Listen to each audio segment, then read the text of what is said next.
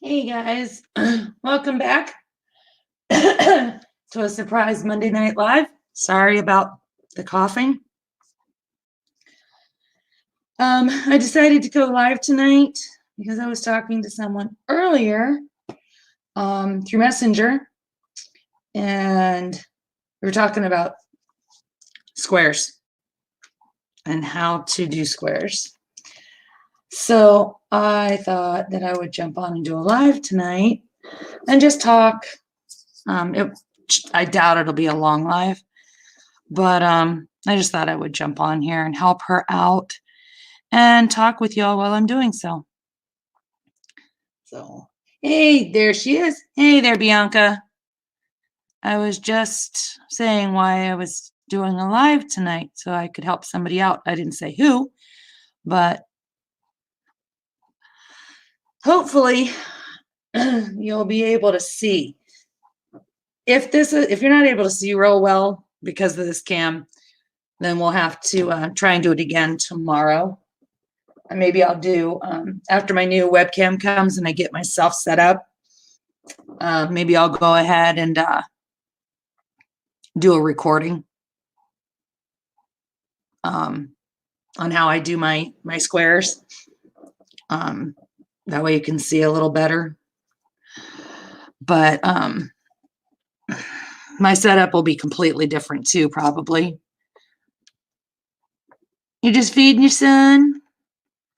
I just sent mine upstairs. I need to step away for just a minute. Just bear with me. I cannot find my drink. I had a cup of coffee and it's disappeared. So I'm still going to be nearby. I'm just going to try and find my drink. I don't know if anybody else is going to come in tonight either. You know, my lives don't bring in a mass of people. So just hold on just a second. Find my coffee.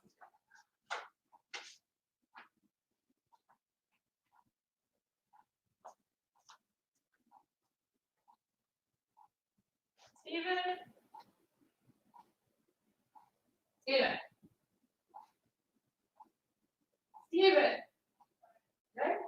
Look up there for my coffee cup because I can't find it down here anywhere.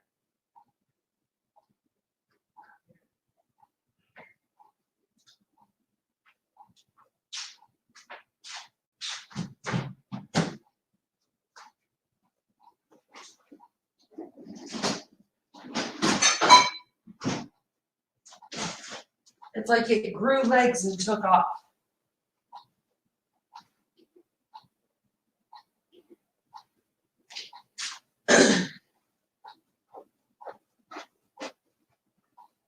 This is the strangest thing. Oh, there it is. It was behind my computer. Goodness sakes. All right. Well, when you're ready, Bianca, let me know. In the meantime, I'm just going to go ahead and start putting drills down. And then when you're able to actually watch, I'll kind of, since like I said, it might be difficult to see what I'm doing since the clarity isn't good on this camera.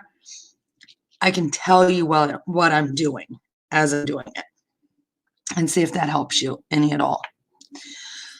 I personally can tell you the very first square that I had done was a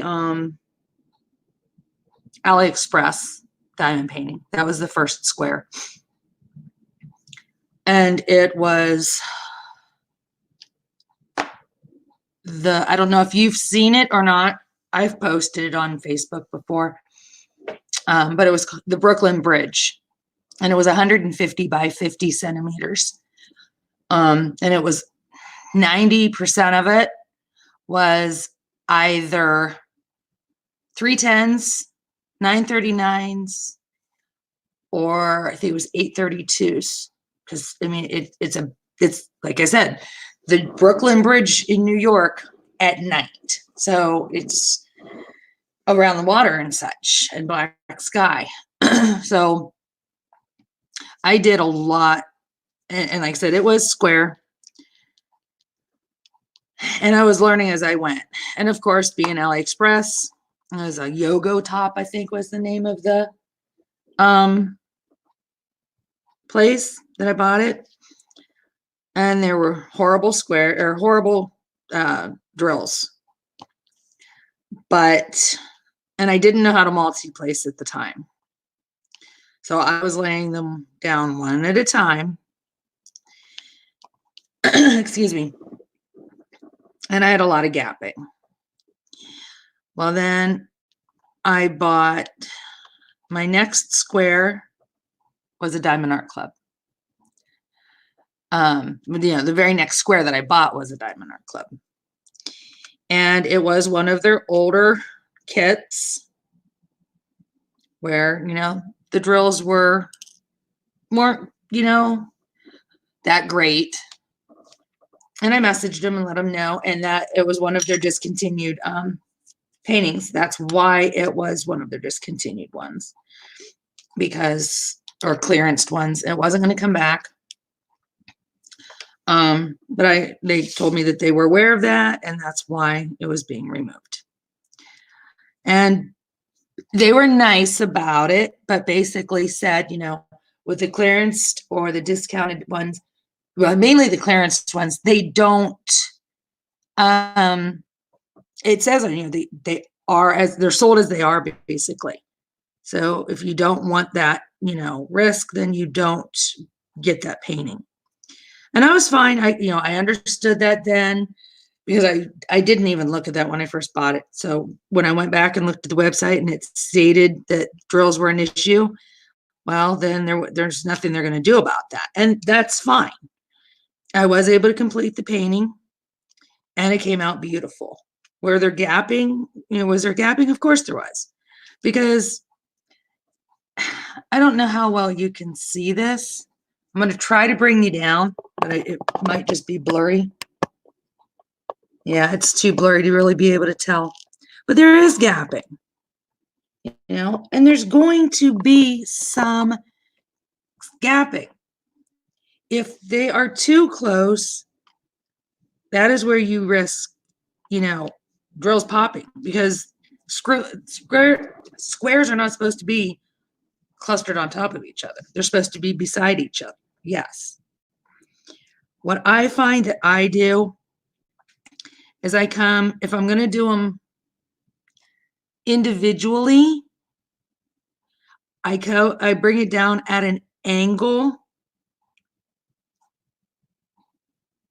If I'm going against one that's already there. Okay. So like in this case, there's a C, which is what my symbol is that I'm working on right now. And I am going to lay this down by itself. I am starting at the far left corner, and I am trying to put it as close to that far left corner as I can. And then I'm going to roll forward and come off. Okay. And this is perfectly centered.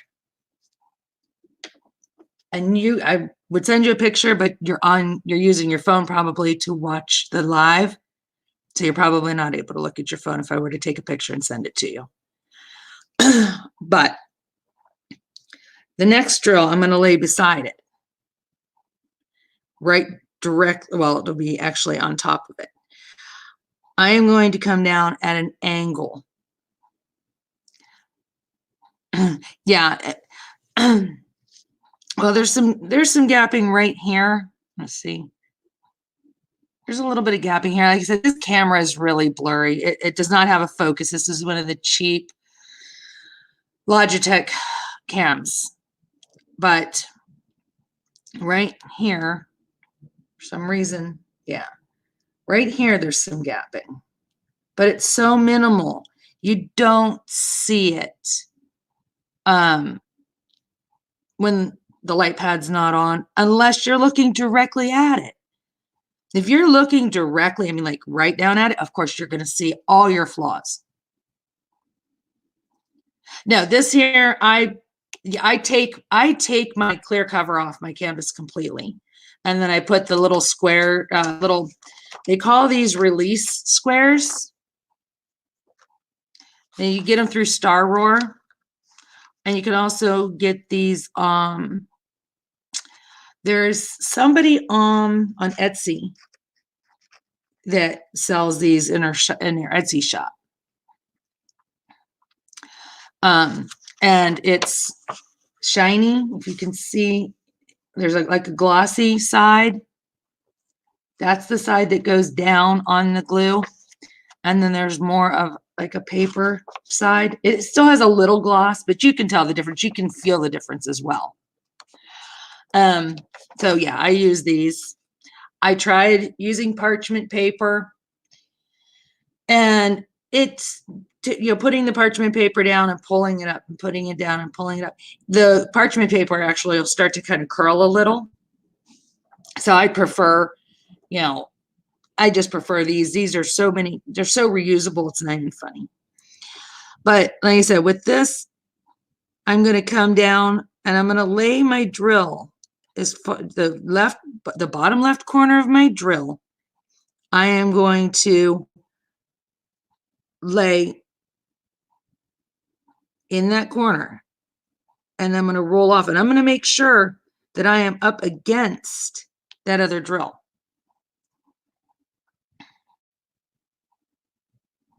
Oh, you bought some of it too? Okay. But when I do this, I'm not in a hurry. You can't be in a hurry with squares. I'm not in a hurry to do any of my paintings. This is meant to be relaxing. And if I'm rushing through it, I'm not relaxing. But I said, I will just lay these, right up against each other. And then I straighten it around. And let me know when you have your tablet, because then I can go ahead and take a picture of the gapping and then take a picture. I mean, like I said, not all spots have gapping. Some are really good, and some, have a little bit of gapping. I'm not going to make a big deal out of it though, with the gapping. As long as I can't see it when it's hanging on the wall, I'm okay with it.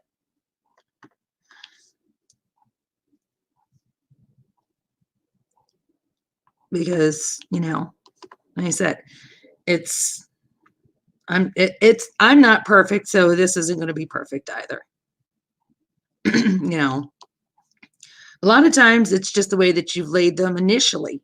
That if you start laying them off, they're going to be off the whole way through. Checkerboard is the best route to go with squares. And I've heard different people that say, some people say to multi-place with dark drills and single place with light drills. Other people say multi-place with the light drills and single place with the dark. You just got to play with it and see what works for you.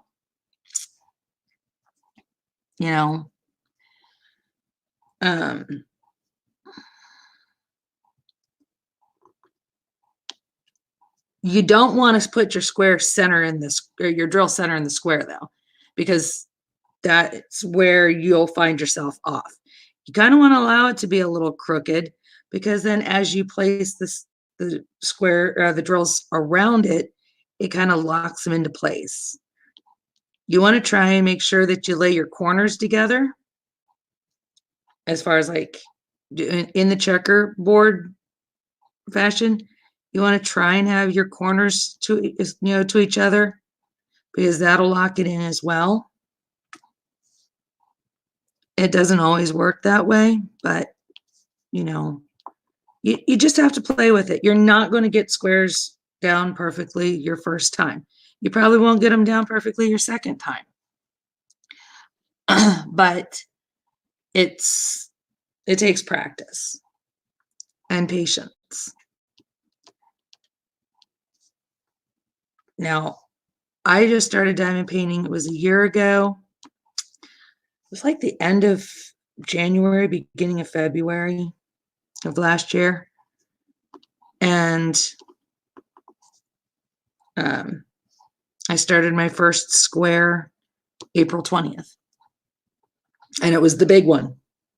It was like big. I was like, you know, if I'm going to do squares, I'm going to do a big one because it would give me a lot of practice. I didn't have to buy a bunch of small ones to practice on.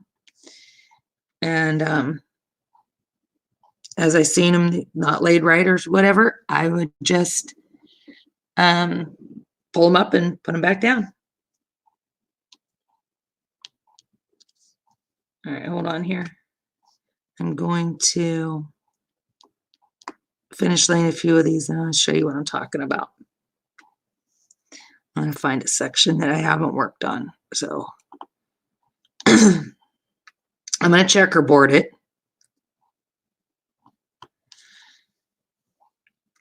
And show you how that looks. Oh, that wasn't a good spot to checkerboard. I got to find another. I've got to find, there we go. Here's a better spot to checkerboard. Hang on here. All right, so got one here.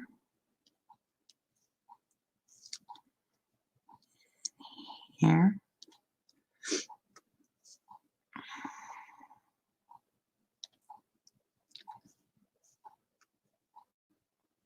Hang on here. I'm just trying to get these in here. All right, let me get my phone here. I'll take pictures of what I'm talking about. I'm going to turn my ringer down too because I don't want my phone to ring. All right. I'm going to show you this with the light pad on so you can see the gaps because they're there. I do have gapping. Oh, I have one that moved quite a bit. Hang on here. All right. So this is with the light pad on, obviously. Now I'll turn the light pad off.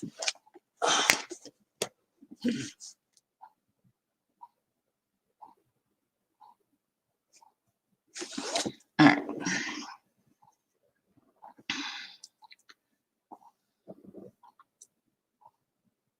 Now this is the same spot I'm showing you. Roughly, it may have moved a little bit just because my hand moved. All right. So let me find you on here. All right. Let me know when you get these, Bianca.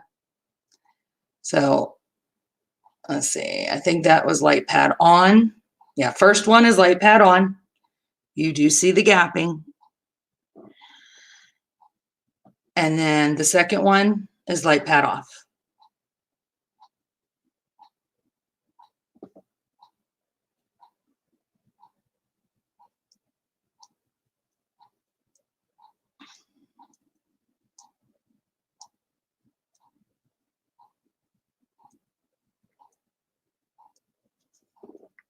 All right. So, and there's going to be, I found certain areas on my canvas are better than others. They have, you know, certain areas have less gaps. Some have a little more.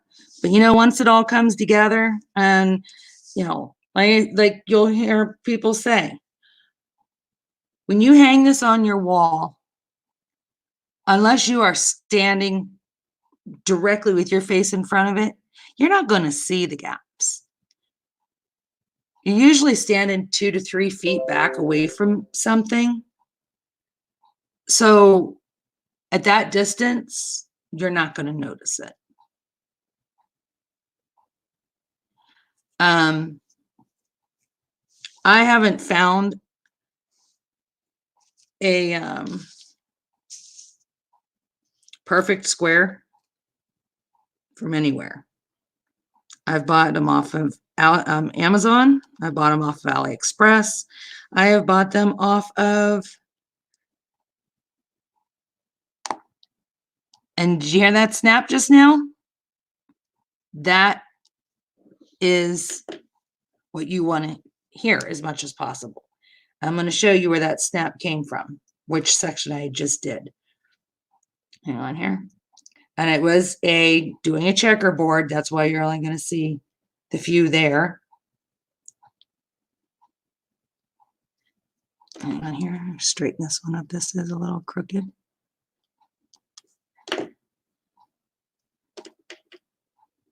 Now you will see one little space, but that's because it's sitting by itself.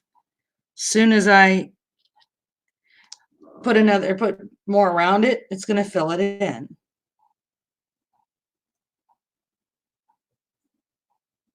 That one at top has a little space.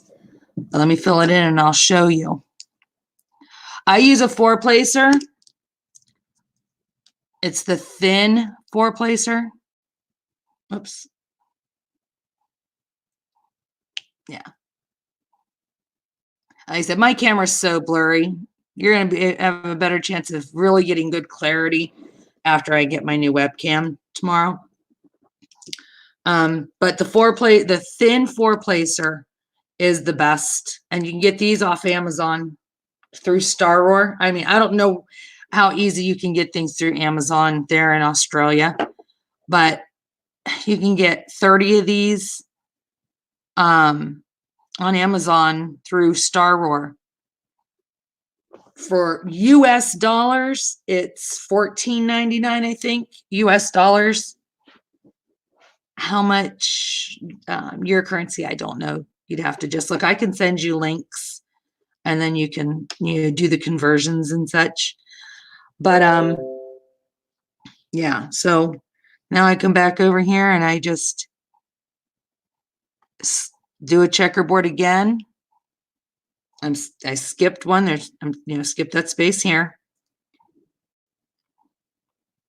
And then I'm going to skip that one. I will take another picture of this. You've never used it. I love Amazon. Amazon has phenomenal prices. I find things cheaper on Amazon, especially if you're a Prime member. That helps a lot too. And you get things faster than you do through China, that's for sure. I can order something from Amazon and have it within 2 days, opposed to waiting 2 months from AliExpress. All right, so I'm just filling in this section here. That way I'll take a picture and send that to you so you can see that too.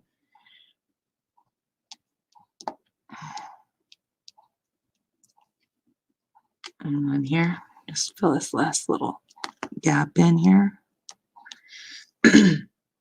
Sorry about my throat. I don't know why it won't clear up. Okay, so now I filled in that little section there.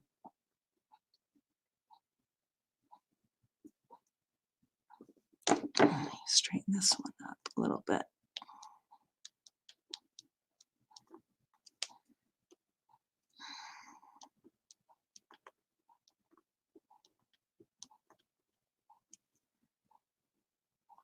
I said, yeah, there's still going to be a gap. Even though I checkerboarded it and they snapped into place, you heard the click, there's still a little bit of a gap. But it's not that bad. Really isn't. It appears worse than it is. Because then I still have other drills that I've got to put around, there for from other, on the other symbols. But I take my time, and when I lay the next drill beside it, I make sure that it's right up against the other, right up against it. I just kind of roll it off, and it works. But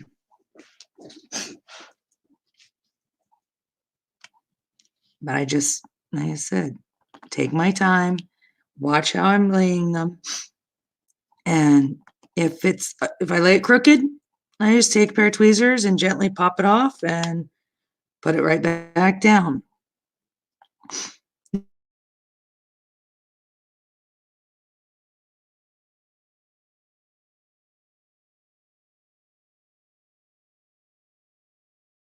Now, painting brought. This is the one I was working on before I started on my Bluebird song. So I've got a Bluebird song that's round off to the side and then back to my Sea Breeze trail. Get these lined up here. And I don't try to do more than 4 multi-placer with squares, because if I do, then I just end up having more of a mess. Let me see if I can bring you over here. Okay. Again, I don't go straight down.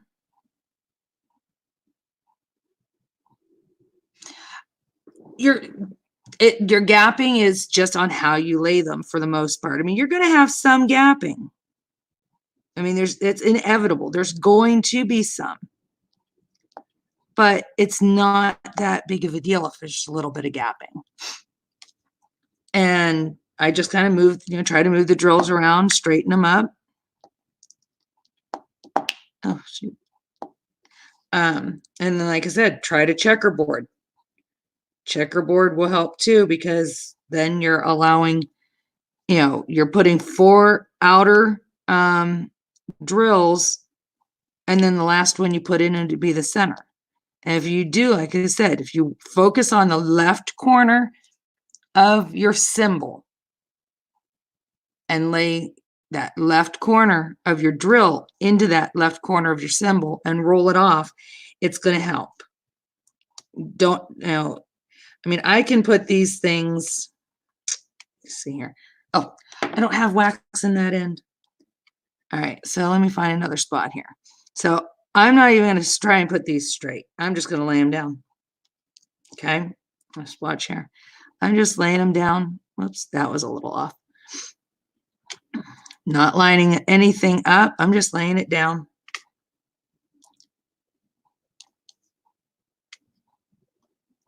Okay.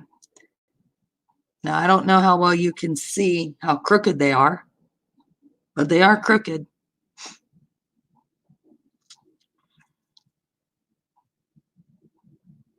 Let me see. I'm just waiting to catch up. I'm on my tablet. It shows that I'm still laying drills down. And right now, I'm not doing nothing. I'm just sitting here.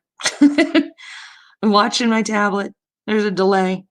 All right. So now that I'm all caught up on that, now I just go back in here and lay it, straighten it up. Lay that one and straighten it up.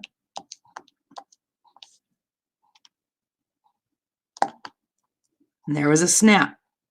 That just snapped those right, locked them right into the place like they're supposed to.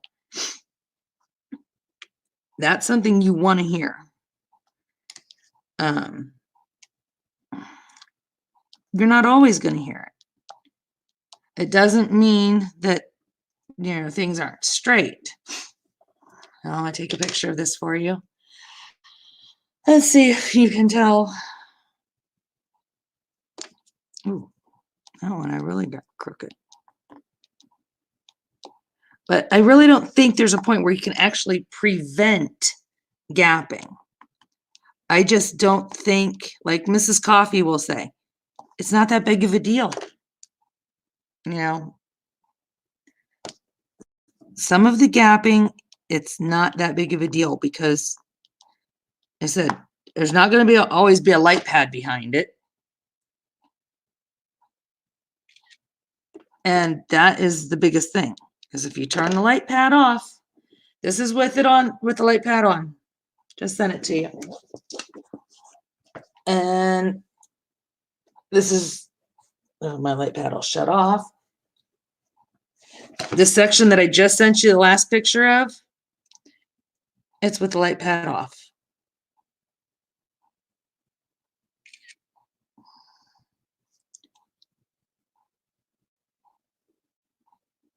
See how much in these pictures I just sent you on Messenger with the light pad off do you see the gapping? Yeah, with it on, you do see it. But with it off, you don't. And if I happen to see it with the light pad off and I can straighten it up, then I straighten it up. If not, I don't worry about it, because when it's hanging on my wall, I'm going to be walking past it. I'm not going to be standing there inspecting it. It's okay with me.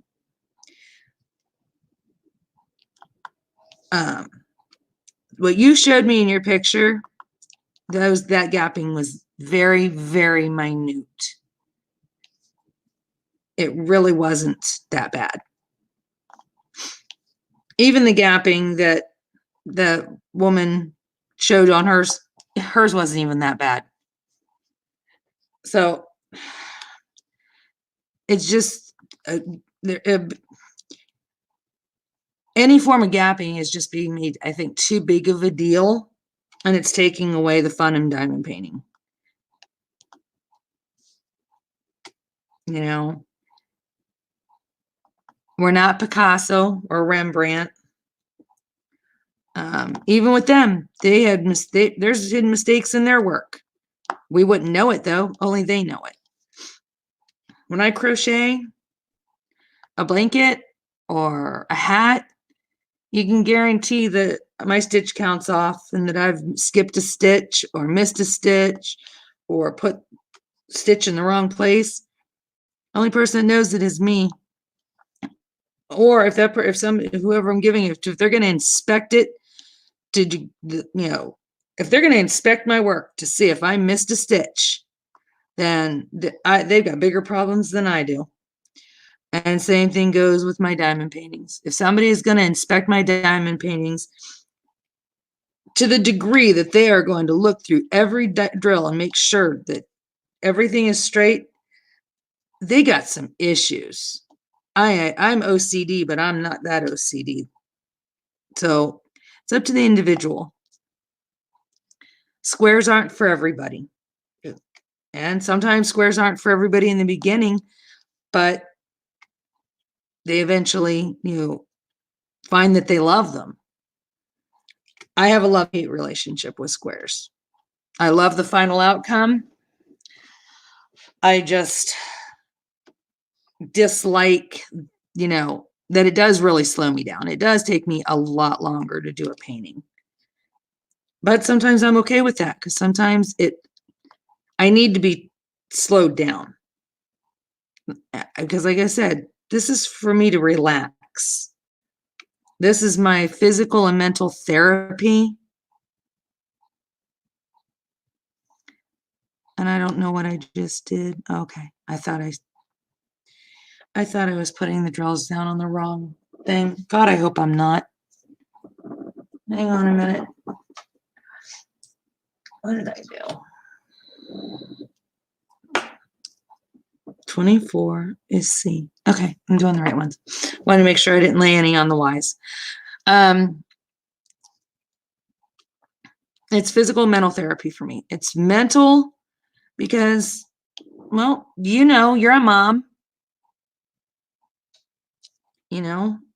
So sometimes we need just to step outside of being a mom when we have that opportunity. I mean, I'm a mom and a wife. And we both know, we're moms to children that need a little more of our time. So therefore, when we have the time to step out of being a mom, then we need to sit down and relax and enjoy what we're doing and not let little things like trash drills and gapping upset us, because the whole sole purpose for me is sitting down diamond painting is for me to relax, to clear my mind, do something that I enjoy, and not make a big deal out of it. But not only am I a mom, I'm a wife too. So I have, the double the responsibility of making sure that my husband's fed and my home is clean and, he's ready to be sent off to work at strange hours of the night like this.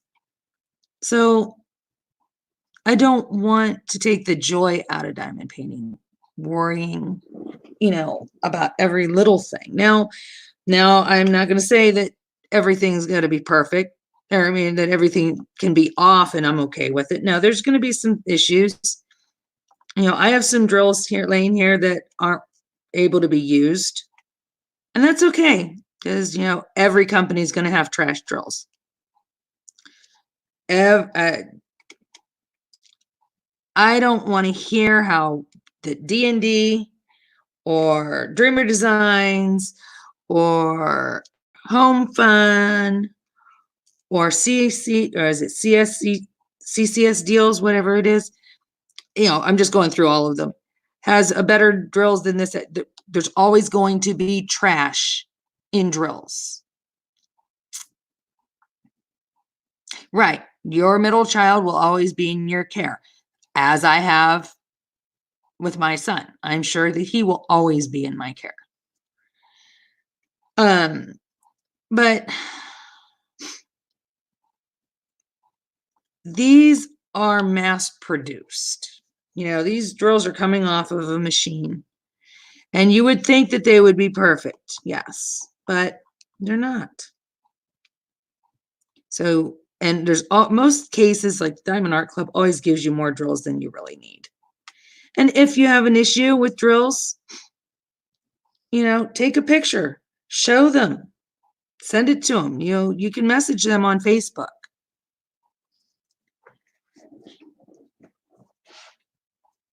Just message them on Facebook, show them a picture of your drills. Tell them that you have more trash drills, and I don't mean like nibs, because your nibs you can always take off.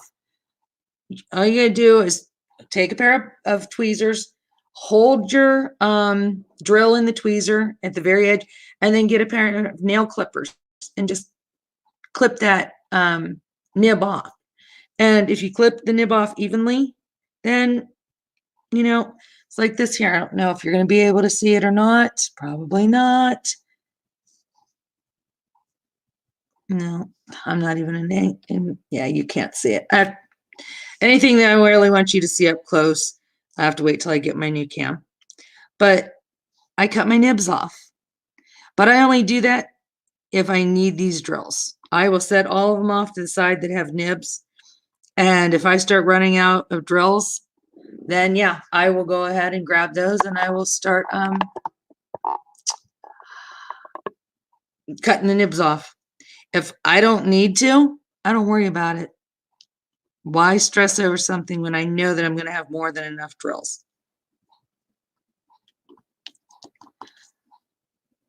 It's like I said, it's supposed to be fun and relaxing. And I don't know. Did you ever reach out to Diamond Art Club then?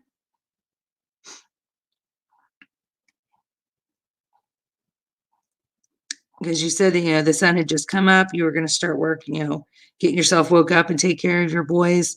And then you were going to kind of look at this and see how it was working out. So I was just wondering if it worked out, or if you had to reach out to them, and if you did, what they had to say.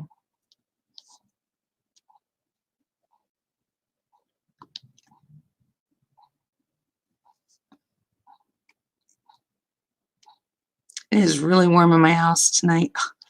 Goodness sakes. No.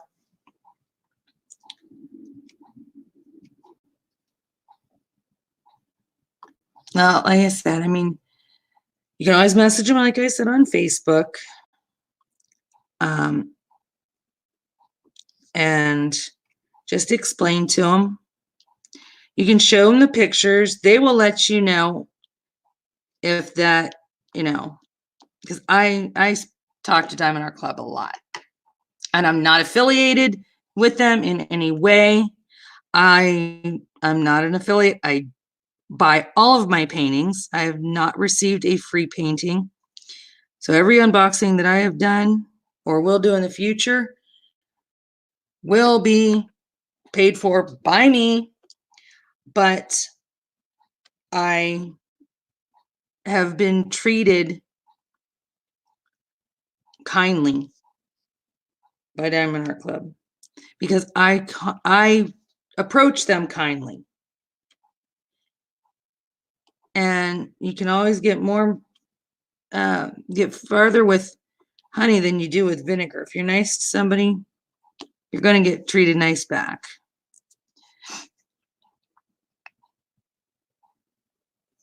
And, I just explained, I pled my case, explained to them, I've asked them if they've gotten history of problems with it. If you go on, and you can even go on the website, on the Diamond Art Club website, read the reviews, see what people have to say. If they've got issues with those drills, you better believe they're going to say that they've had issues with those drills. I have seen multiple people have the same painting, and everybody that's had that painting, not this particular one you're on, I'm just saying in general, I could, see 5 or 6 people have the same painting, and 4 out of the 5 people will have an absolute perfect experience. Their drills are perfect. They just love it. They're good. Then there's that one person that says, oh, it's horrible. Well, is it necessarily horrible? Or is it they think it's horrible? It's kind of like if one person has a problem and no one else does, then you have to think to yourself, well, maybe there's really not a problem with this painting. Maybe it is just that person. Maybe they're not laying the drills right. Maybe, and now I'm not saying that they couldn't get a defaultive kit. Now I'm not saying that. But for the most part, we're all getting the same painting. Or, in a situation. Yeah, you can have some drills that are off, but they're not going to be all bad. I just laid a bad drill. So yeah, just wanted to, let you know my thoughts on this.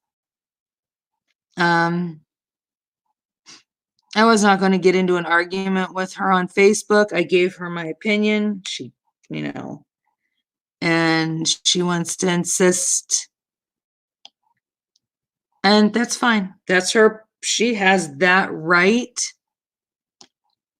Just as I have my right. She has her opinion. I have my opinion. We're individuals.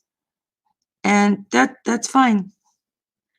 I love Diamond Art Club. And I have not been able to find fault with them. I mean, yeah, I had a run-in a couple times where I kind of was a little frustrated, but one time was definitely my fault because I ordered a painting that had a history of problems, and I got it at such a good price that I got it, and then seeing all the problems we were having with it, and I had discussed it with them, and they,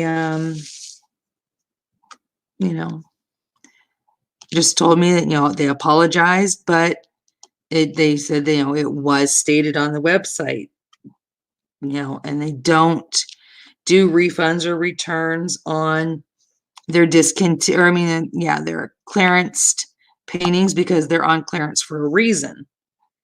And they state that reason. But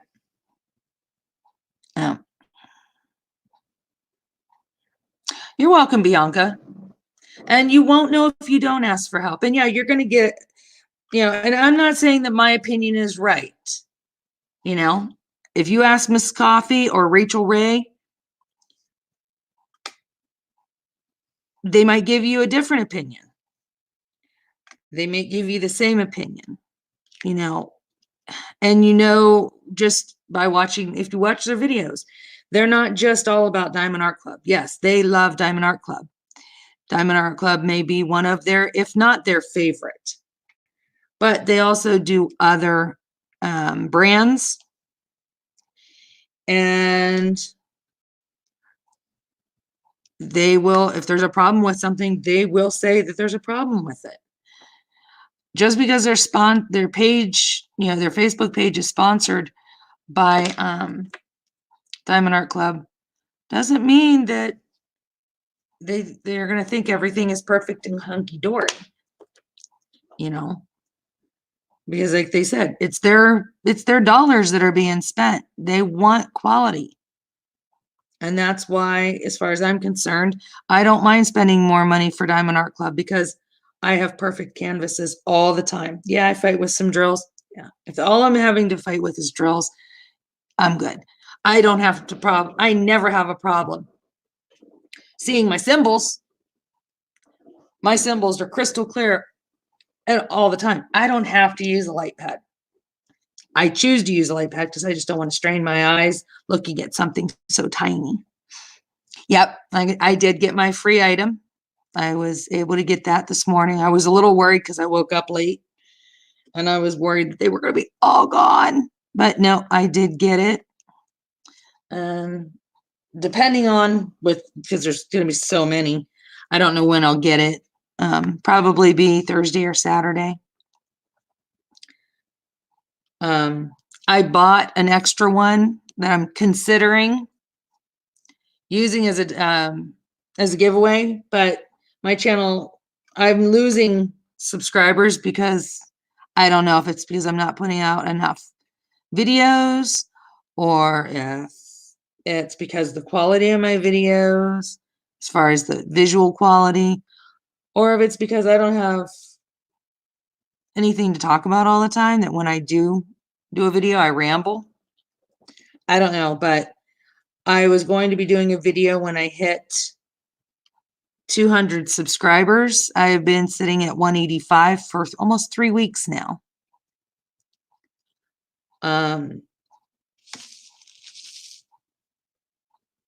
I worry about doing the giveaway at the same time because if people are only going to subscribe and watch the videos because I'm going to have a contest, yeah, I might not have the contest. Because, it's not uncommon for people, oh, there's going to be a contest. Okay, I'm going to subscribe. And then once the contest's over, whether I win or not, I can just unsubscribe. No, that's not how we're going to do things. So I'm kind of up in the air on what I'm going to do. I picked the pink, was it the mermaid pen? Or not mermaid, unicorn pen, excuse me. Yeah, I picked the unicorn, pink unicorn pen. Yep, because the tote bag, it's nice, don't get me wrong, but I don't need a tote bag. If I was cross-stitching, then that'd be fine, but I've given up my desire to cross-stitch. I wanted to learn. And wait a minute.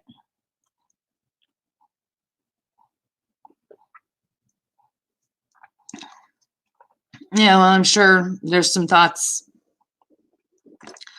I'm sure the people have the same thoughts that are on mine, Bianca. But I'm still toying with deleting my channel and just being a subscriber, no longer being a creator. I don't know what I'm going to do, to be honest with you.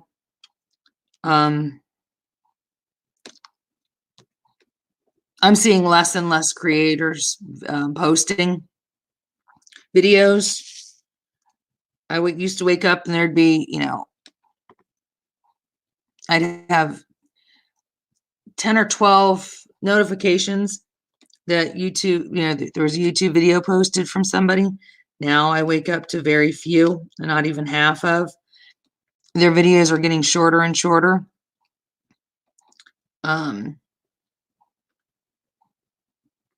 Which is disappointing because I used to get up and diamond paint to YouTube videos.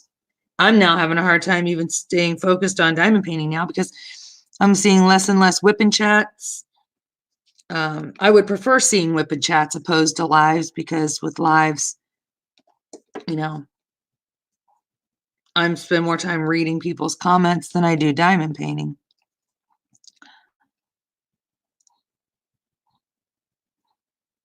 So you did the tote bag. I'm up to 397 subs. That's 39. Yeah.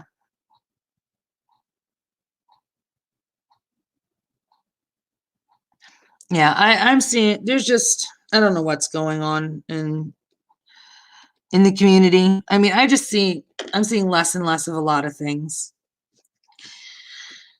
So it just might be me diamond painting to Netflix and Hulu and whatever else, and YouTube for me may just be watching videos, and making videos might just fade away because the interest just doesn't seem to be there for, you know. And I was not one that expected my channel to grow overnight, but when I look at the analytics, I will have a, hour WIP-n-Chat or live or whatever, and only 2 minutes of it was watched on average. Like, what? Why even bother? You know, I don't know. I really don't.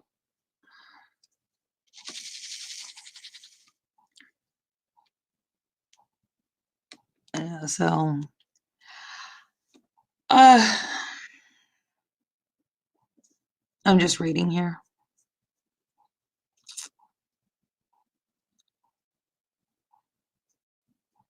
All right. Come on, there.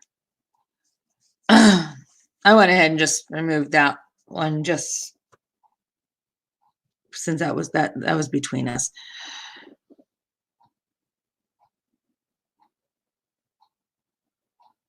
Oh, I know. I know exactly what you're saying. I'm just not sure I want to put this much work into a channel and it not be successful, And I know those are chances that you take, but it takes money and it takes time. And if the channel's not going to be to do anything, I'm not going to put that much money or time into it because I'd rather put the money into buying diamond paintings or, other crafting things if the channel's not going to take off.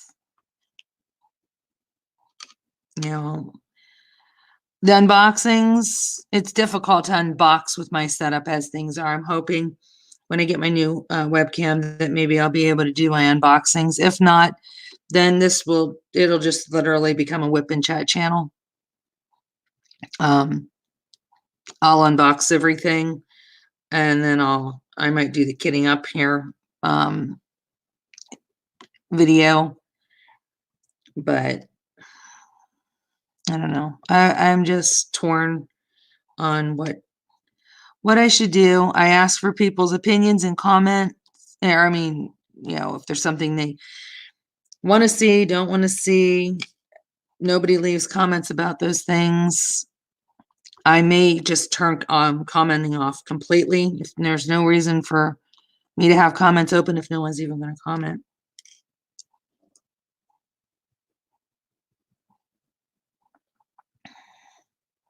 Well, yeah, I mean, if you want to message me on Facebook, if I'm able to answer, I will.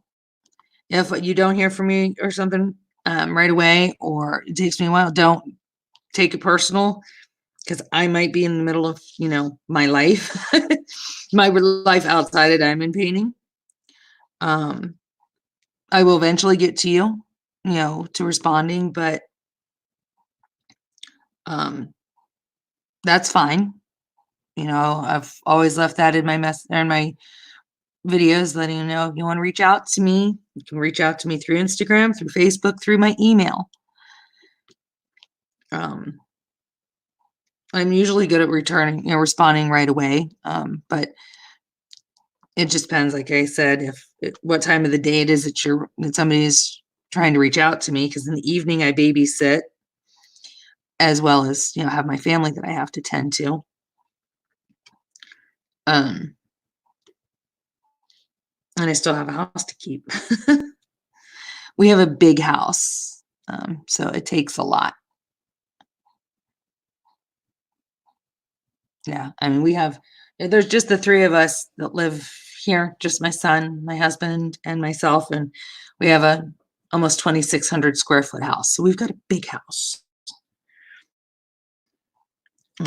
It takes a lot of life out of me trying to keep up with it. Not only that, but we also have a pool, so we have to deal with our pool. We don't have a big outside. Excuse me. We don't have a lot of property. I mean, it's we have a very small yard, but because of our pool cuts our yard, even makes it even smaller. But we have desert landscape in the back, and then we have a lot of trees. And then in the front, we have artificial grass in the front.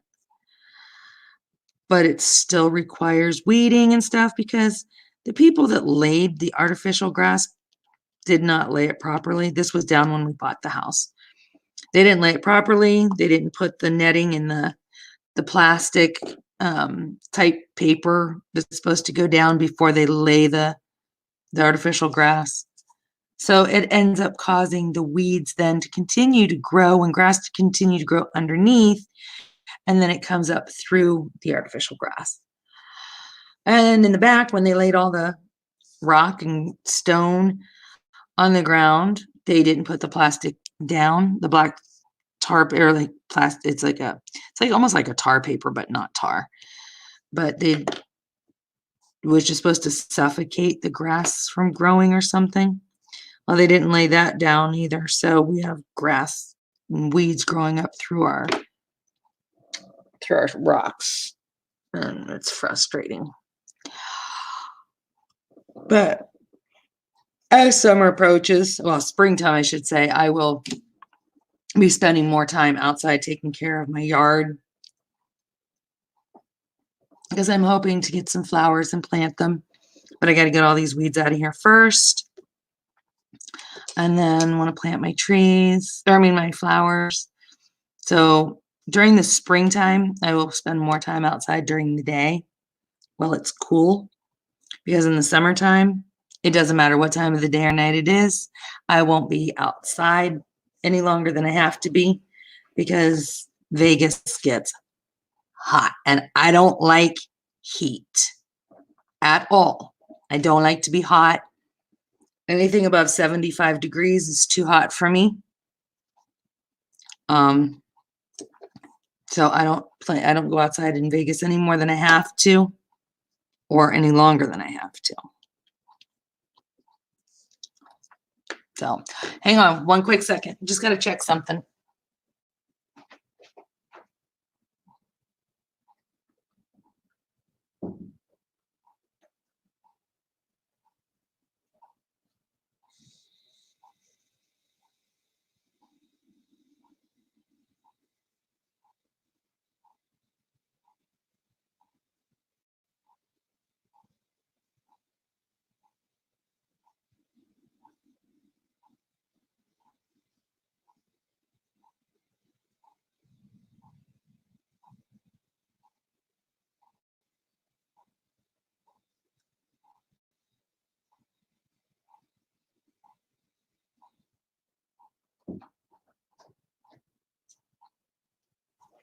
Okay.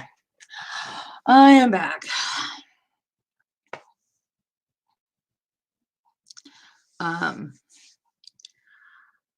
But anyway, so yes, I did go ahead and order my pen from Diamond Art Club, and like I said, got an extra one. So yep, the free one and the extra one. And I have a bunch of reviews that I have to post on the website so I can get my rewards for that. Excuse me, I have like 9 that I have to do my review on, write up my review and stuff on. I've been trying so hard to read all these books and I want to read them, but I pick a genre of books that cause every bump in the night that I hear to make my heart stop since I'm alone. Yeah. I don't get into romance books or anything like that. I mean, if there's a little romance in the book, that's fine, but I don't do regular romance. You're just cleaning up your stuff to bring your Diamond Card Club out. There you go.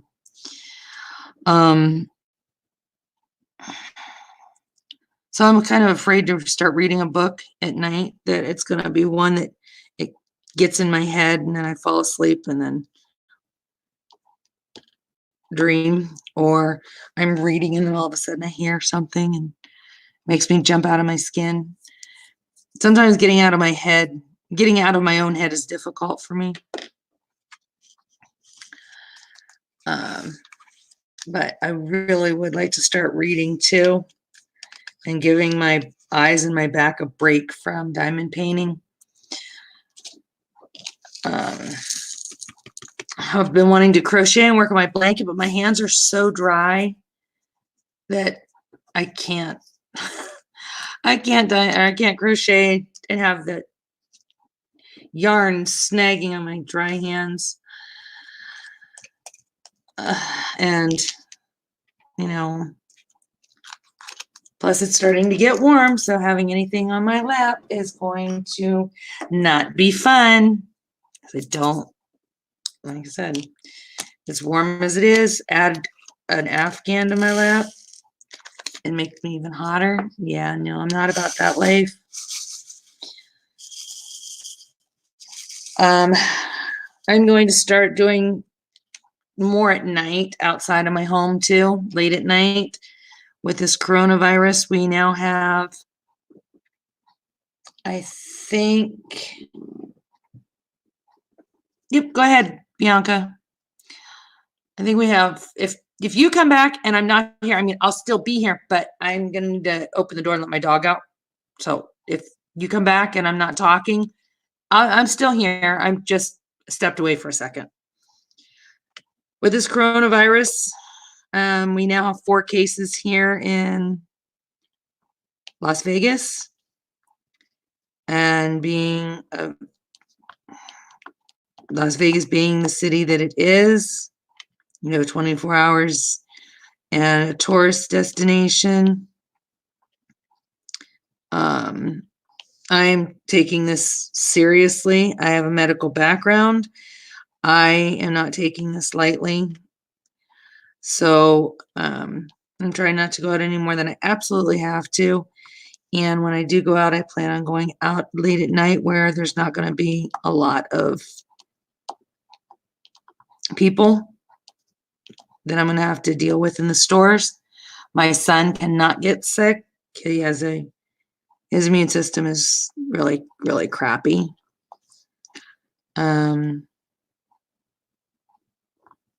So I'm taking all of the precautions that I'm able to take,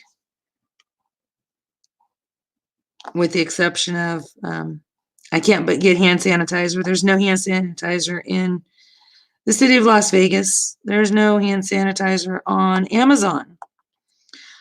I want to make my own hand sanitizer, but alcohol and aloe vera are now the next things that there's a shortage of. So I don't know what I'm going to do. I do have Clorox wipes and I do have Lysol. And I know everybody says, just wash your hands with soap and water. Yeah, well, I can wash my hands with soap and water all I want at home. I don't have to worry about these issues at home. I need to worry about when I'm out touching things. And there's not that option to run to a sink and wash my hands. And a lot of these restaurants and gas stations and grocery stores and anywhere you happen to go use the restroom, because people waste water so much and leave water on run, they do not have hot water in a lot of these places. And cold water is not going to kill the germs, even using soap. Doesn't matter if you're using antimicrobial or antibacterial soap or not. If you're washing your hands with cold water, you're not killing bacteria. So washing my hands out in public is really not that, protective. And sanitizer does, hand sanitizer gives us that extra layer of protection. So, I'm going to start stocking up on things. Now, do I feel that we are going to have it's going to be a pandemic here and that we're going to be under quarantine here and all that? No, I don't think so. But I don't have much of a life outside my home anyway, so I'm okay with that. I just want to stock up on certain things so I don't have to be out running around all the time, especially when, as things heat up around here in my state and my city, where we're going to have more risks of the viruses surviving in the heat and mass producing in heat. Yeah, so I'm going to stock up on certain things, different things like soups, different types of soups, that if I don't feel like cooking dinner that night, we'll just have soup instead of ordering out, because we really don't know what people are doing in these restaurants. Yeah, they may have their gloves on, they may not, they might sneeze on things. We don't know. We already don't know what happens at McDonald's with our burgers and all that stuff. So, and I never, yeah, I'm saying that now. I never really, even though I know them, sure things happen. I still ate there. No, I'm not worrying about eating out so much now. I'm just really not wanting to deal with the outside world right now. Oh, and my Facebook has to keep popping up on my computer. I'm sorry. All right, I need to step away for 1 second, but I am still here. So if somebody comes in or whatever and thinks that I am still here. I just have to let my dog go out and I'll be right back.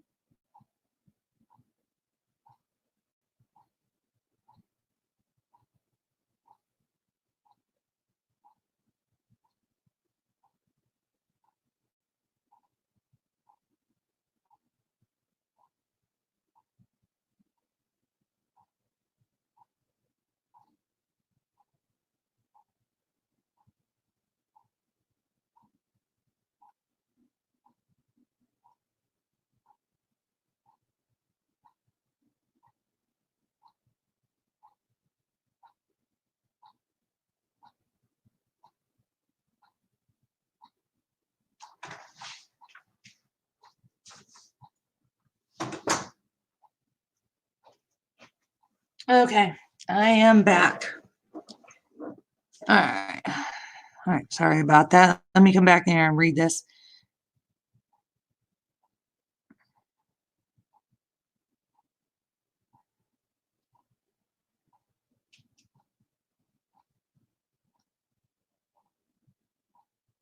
Yeah, my son didn't have school today either. It was a teacher in service day or something. And he only goes to school one day a week because he's in charter school. So he has to do, Tuesday through Friday, he does his, I know. If you've looked at my lives, I don't have more than maybe 5 people at a time. But yeah, no one's on tonight. And that's why I really don't like doing live simply for that reason. It's like, what's the point? There's no point in doing live because no one comes in them. But like I said, I did the live tonight, for you, so you could see. And like I said, you really weren't able to see much because my camera's so bad. But yeah.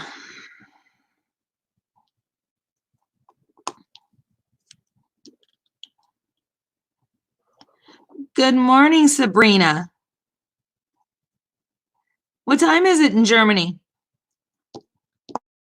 I am in the US. I'm in Nevada. So for me, it is 10 minutes till 1 a.m. And me and Bianca are just here chit-chatting and diamond painting, as you can see, for me. And she was just getting hers to get set up.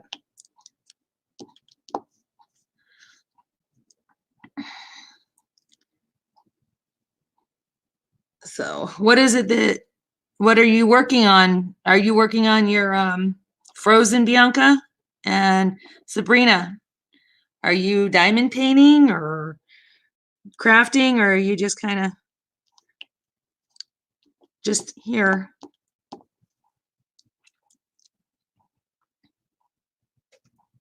(8:52 a.m. and 6:50. Okay, so you guys have a 2-hour time. Oh, 6:52 p.m. for Bianca and 8:52 a.m. for Sabrina. Okay. So you're only 8 hours ahead of me. Oh, you're trying to get the little one back to sleep?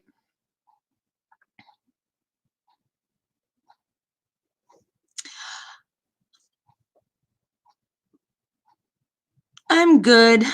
Just trying to, oh goodness, wax. Just, his name is Caden. Your youngest is Caden.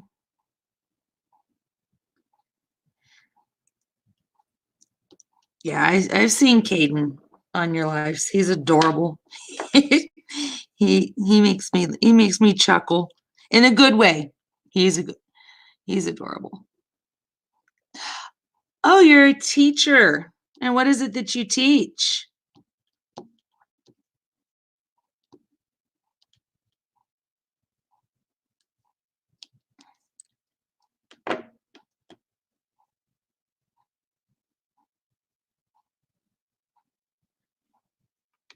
I'm a stay-at-home mom.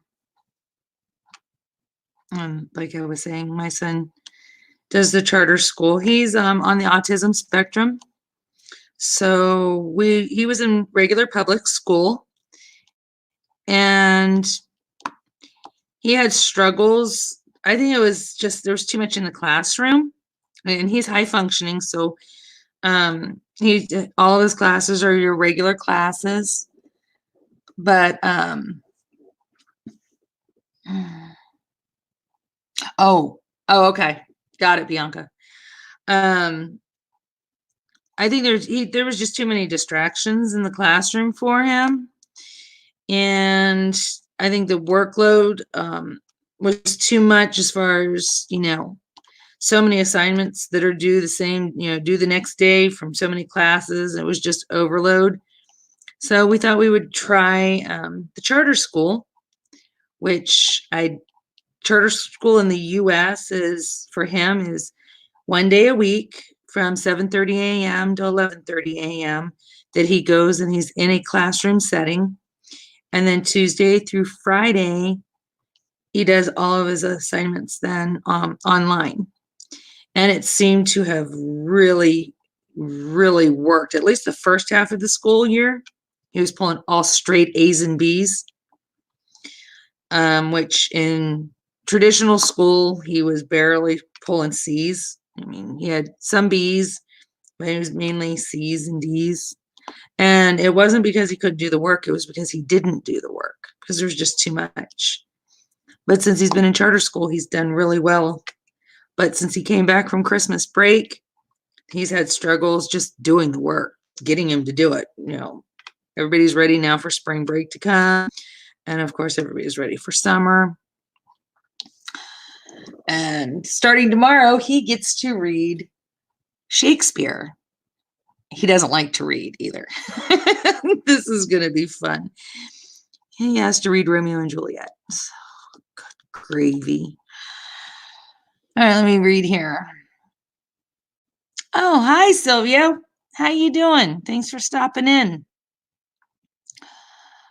Let me catch up here because I was just not paying attention.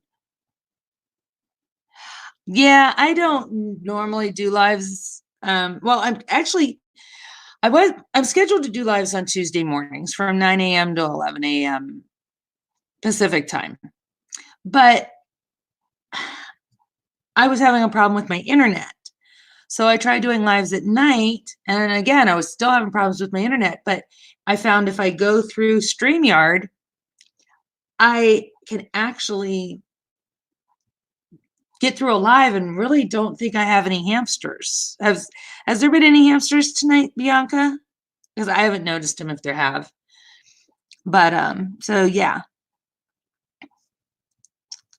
I thinking I have less people in lives, obviously, probably at this time of night that I might have during the day, but my lives even during the day didn't bring a lot of people in.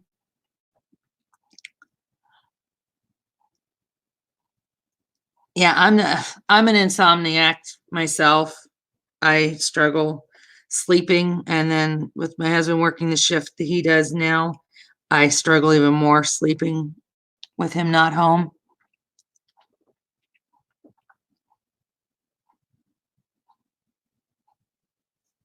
So I just come on here and just ramble about anything and everything. And diamond paint.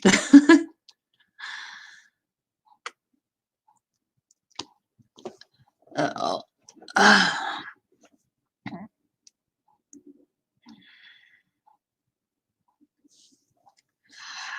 Try doing StreamYard, Bianca, because I have that same thing. If I go straight through YouTube, it's horrible. They will freeze up, they will shut off, I'll get the hamster wheel, all of that. But if I go through StreamYard, I have not had any problems. So I don't quite understand what the difference is, because it's still going through to YouTube, but it seems to, make all the difference in the world. And then once I get my new webcam, then that'll hopefully make a difference in the quality of the video as well.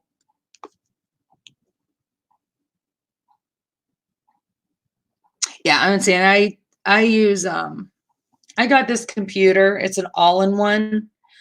I got this. Excuse me, I didn't mean to yawn in the middle of that. I don't know why I'm yawning, because I'm not going to go to sleep anytime soon. It's been about a month and a half ago that I got this all-in-one,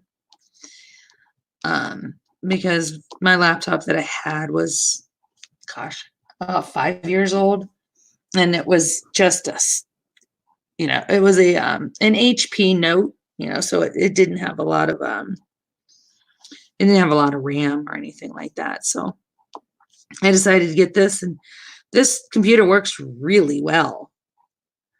It's just, you know, the webcam that comes with it, it's, since it's an all-in-one, it's just a monitor and a keyboard that's a separate. It's a wireless keyboard, and then it's everything is like behind the screen, you know, in the monitor.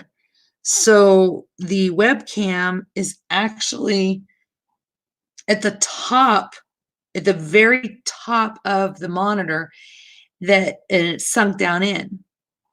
So I have to, it will, it's not good for like this type of video. It's fine if I'm doing a face, you know, if I want everybody to see me, it's a direct face to face with me, but I don't have the option to show my canvas while I'm diamond painting. So,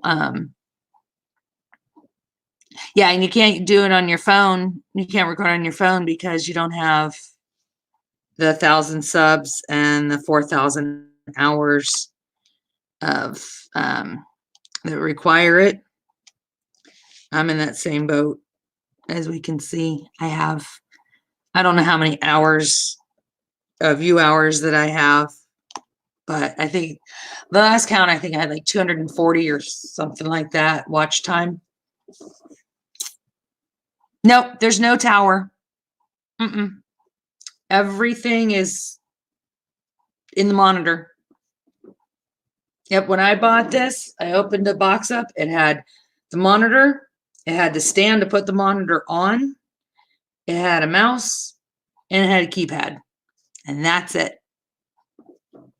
It is, and this is a flat screen type, just like my TV. This is literally like a flat screen TV, just smaller version. Obviously, it's not a great big huge screen. I think this is a 17-inch, or maybe it might be a 20-inch monitor.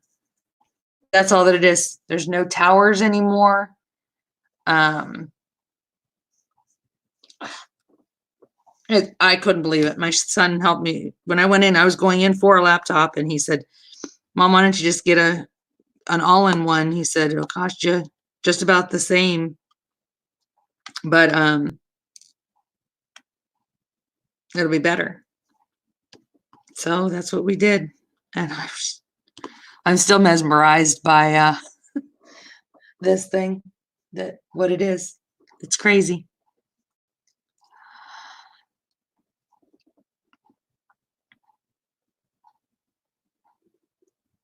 So I like it, and it's, you know, and I can move it around. I mean, it's very lightweight. So if I want to take it upstairs and go into my craft room, then I just unplug it from the wall and carry it upstairs to my craft room. It's a Dell, Sylvia. Yeah, it's the Dell. And I think it was 256 memory, I think is what it was. I forget what the RAM is. But yeah, I love this thing. And it's touch screen. So, I mean, it has a keyboard if I want to use a keyboard. If I don't, then I just turn off the mouse, because it has the, you know, the little thing to turn the switch, to the switch at the bottom of the mouse. I just turn that off, and then I can just touch screen everything. I can touch screen even with the mouse on, but if I bump that mouse, it turns the computer on. If I just bump the mouse or even touch the mouse, or if I touch the keyboard, it'll just turn my computer on. So I have to be it's very sensitive. But like I said, I absolutely love this. And it can go into, it has the option for computer mode or tablet mode. And, you know, it wasn't even that expensive. When I think about how expensive computers and stuff are, I bought the, what was it, the 1-year extended warranty or something on it. And I bought something else. I forget what it was that day, but I walked out of there under $800. And I thought, that was pretty good considering the computer, the laptop that I was looking at had less than this has, and they wanted almost 600 for it. And I thought, no, this is definitely, I mean, my mom's helping me get it. It was kind of like a gift. Christmas and my birthday and Valentine's Day and all those things all rolled into one because my mom, she likes to buy me things for Valentine's Day too. But definitely a good purchase. I got it Best Buy. And it's definitely worth every penny. You know. And like I said, it doesn't take up a whole lot of space. And it's not heavy. I actually have it on one of the IKEA carts, or like those, you know, crafting carts that you see everybody with, the metal ones.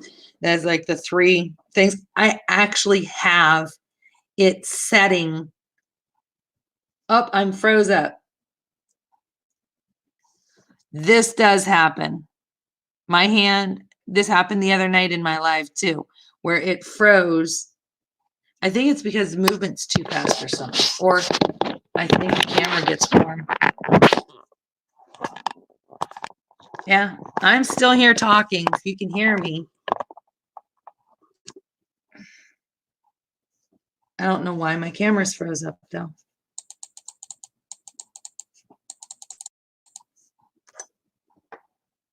Yeah, the cam freezes, and I think it's just this webcam is just not right.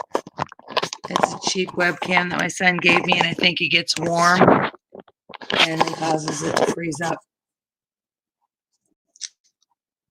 Let me see here.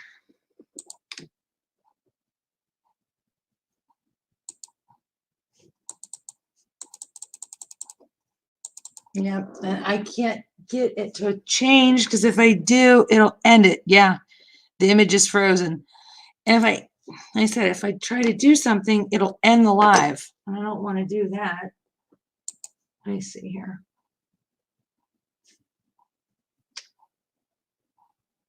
I'm gonna go to the camera here. Hopefully it does not.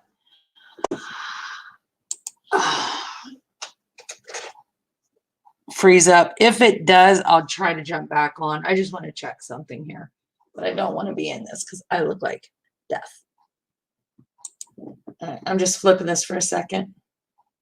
Oh, I look bad.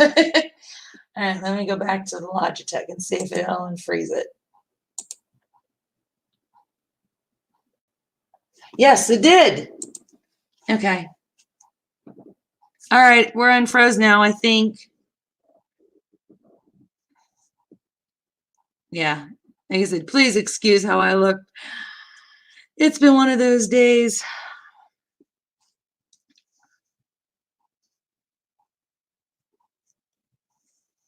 I guess I just have to, when that happens, I go to the integrated one and then switch back over to this. Now I found out how I can fix that.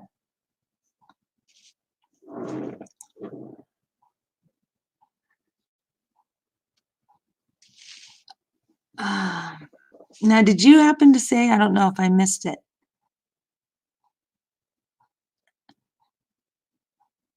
Okay, yeah, so what is it that you teach, Sylvia?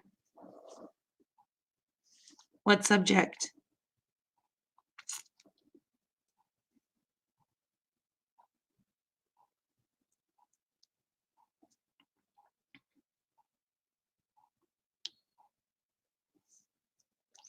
Yeah. I said the other night that happened, and I just ended my live because I never even thought to change, to check that if I messed with the camera settings or something. Now I know how to fix it without having to end my live abruptly.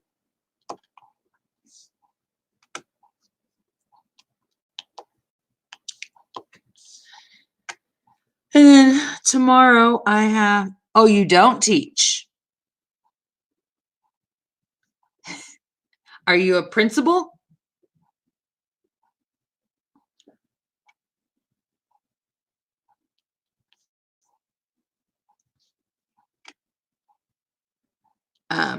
But yeah, I was saying, so tomorrow I have to babysit in the evening. So from like, I don't know, 6:30 or so until 9:30. Hopefully she doesn't have to work late tomorrow. But Tuesday and Wednesday I have to babysit. And we're supposed to, let's see, me currently it is comp science, what else? English, German, and scientific writing.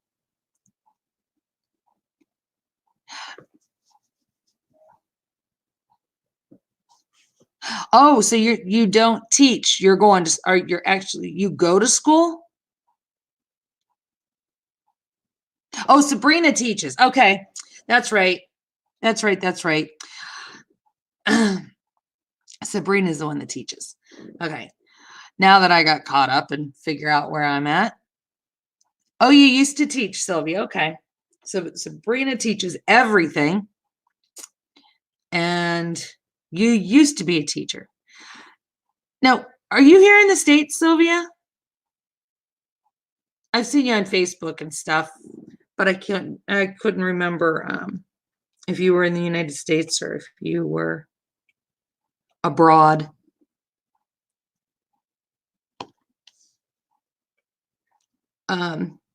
But just as an FYI, I don't know what my schedule is going to be for YouTube next week. It's all going to determine how things go on Friday. I have to go to the orthodontist in the morning. Oh, you're in Mexico. Okay, got it. I have to go to the orthodontist Friday morning for an adjustment. Well, it's like I have 2 appointments on Friday with the orthodontist and then one with the dentist. So Friday early morning, I have to go to the orthodontist. They'll take my ligature wire off. I'll go to the dentist at noon and I will get a cleaning. And then I go back to the orthodontist at 3:15 for them to do all the adjusting, putting a new wire on. I don't know if they're going to do anything else, but this will be the first adjustment that I've had. So I don't know what to expect as far as discomfort goes. If it's anything like when I first had my braces put on in December, yeah, I might not be up for a whole lot of talking. It's not so much the teeth that hurts, it's the direction that my teeth start moving, and then they rub on my inner part of my mouth and cause discomfort on my cheeks and inside of my lips. So it's living, on ibuprofen and the wax. They say, put wax on your brain. No, the wax doesn't. It doesn't work. It doesn't stay on. Anytime I eat something, I have to take it off, and then I have to brush my teeth, and I got to put it back on, and it's just too much work.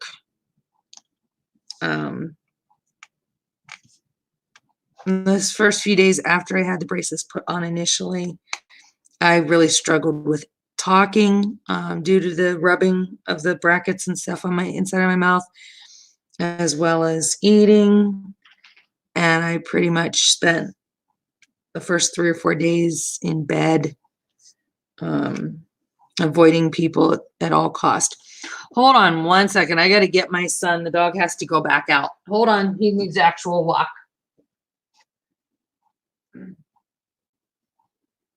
Steven, he has to go potty back. And I'm going on my life. Hang on. He's gonna come and take you for a walk. You just hold on just a minute, okay? Yeah, you didn't want to just go in the yard. You want to go for a walk. Stop jumping down the steps. Yes.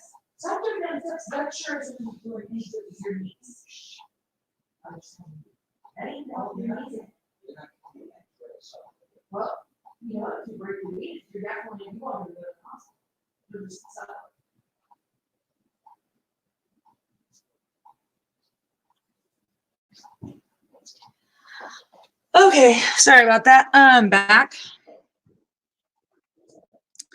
So yeah, just as like I said, an FYI, if you don't see me online or see any videos posted that are a little while, that would be why. Once my mouth, gets used to the new placement and movement, then I will be back up and going again.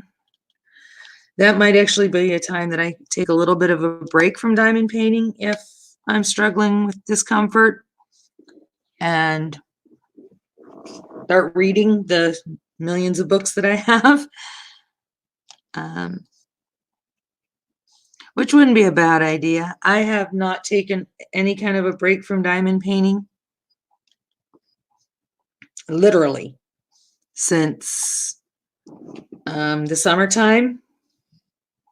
The only break that I've had from diamond painting in the past year, more than a year now, is this summer we had to have our bathroom remodeled due to water damage.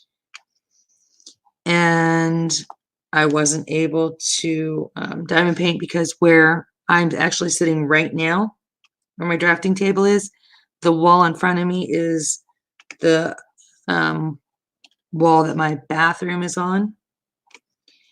And I didn't want to be stuck up in my craft room all the time, because at that time my husband was working normal shift and I would never see him then because he'd be at work during the day and I had all these people in my home redoing my bathroom. So I wasn't going to be, leaving these strangers in my house unsupervised. So I couldn't diamond paint during the day. And then, like I said, if I was at diamond painting at night, it would have been upstairs in my craft room and I wouldn't have spent any time with my husband. So I took June through September off from diamond painting while they redid our bathroom. And Labor Day weekend, I was... Oh, you're going to work on Frozen after your dinner? Okay. But since September, I have been nonstop diamond painting. I diamond paint on average 10 to 12 hours a day, 7 days a week. So taking a break wouldn't be a bad thing. As soon as I finish one painting, I've already got another one ready to go. Currently, I have 5 WIPs. 2 of them I'm working on currently. This one and then Bluebird Song, both Diamond Art Club. And then I have a I can't remember who it is, Heartful Diamonds. I have a Heartful Diamonds that I've been working on for almost a year. It is the princesses, Disney princesses. It is 70 by 100. I'm almost done with it, but it is so large that it doesn't fit on my drafting table. And it doesn't fit on any table that I have, to be honest with you. I need to eventually get that finished. And then I have 2 other Diamond Art Clubs. Rihanna is one, and Seraphim is the other. Seraphim is the one I do when I go babysitting, and Rihanna is one that I just had to put in timeout because I was just struggling with the colors. They're just so dark. And I had worked on 3 dark paintings and I needed some bright colors. So, yeah, as soon as I finish one, I jump right onto another one. I have 17 kits, 17 kitted up. So they're all ready to go. They're ready at a moment's notice that if we're going to go take a weekend trip and what I'm working on is too big to travel with because, trying to roll it up or whatever, I just grab another one. It's ready to walk out the door with me.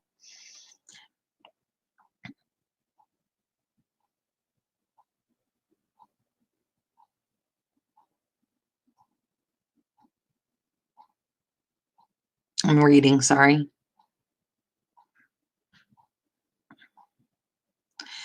Yeah, this one's almost done. You figure, I have the section that I'm working on, which, gosh, you can't even see it. Sorry. I moved the camera when I was trying to unfreeze it.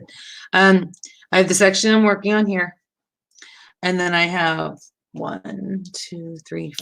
I have 4 more sections the size of this. And this one will be done. And then my Bluebird song, if you look on my Instagram, I just took a picture and posted it.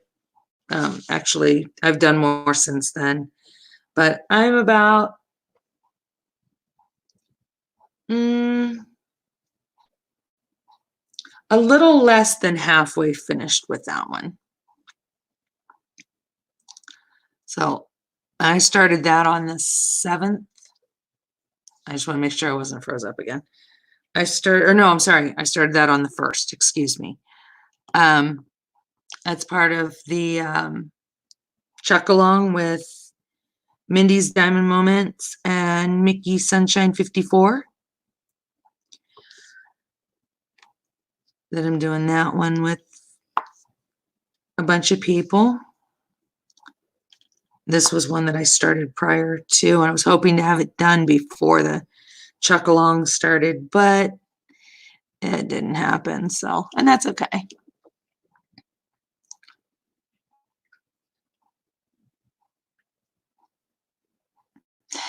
The maple tree, is it just the one tree, or is it the one that has all the maple trees and the car and the houses, Sabrina?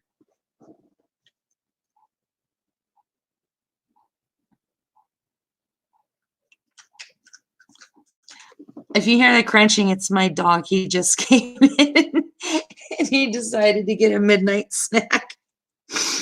And he's a Chihuahua. He's a rescue. He likes to bring his food in and eat beside me. So he'll bring, 4 or 5 little crunchies and drop them on the floor and eat them one at a time next to me. So that's what the crunching is that you hear. I'm not eating anything.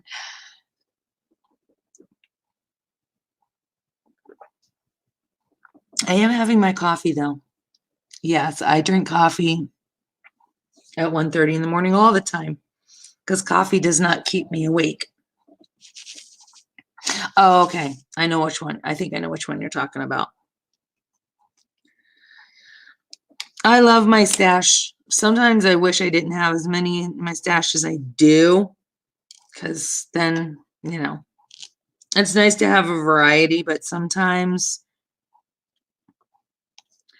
having too many makes it very difficult on deciding on what it is that I'm going to work on when I'm ready to start a new one.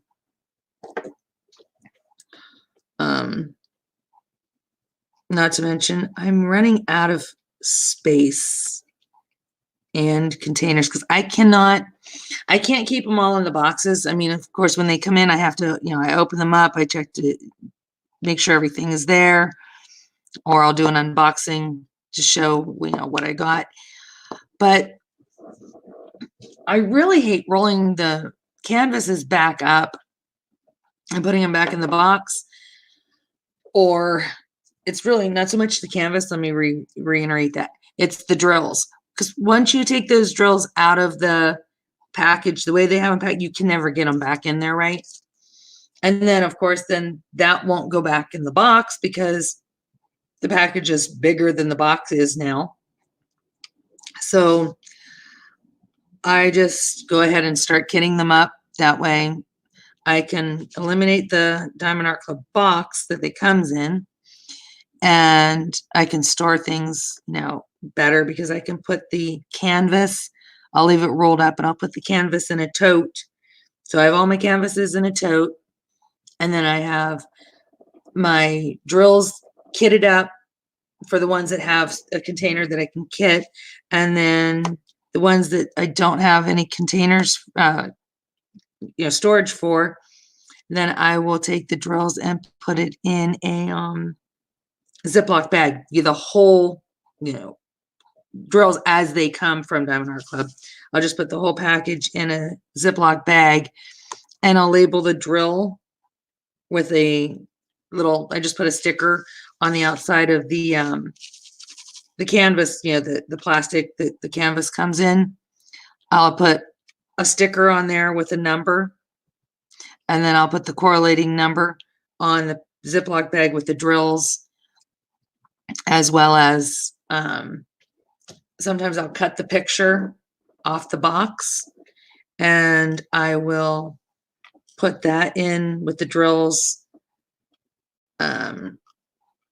with a number or something, just so I know what's what. So when I go to grab the drills and the canvas, I have the right drills and the right canvas.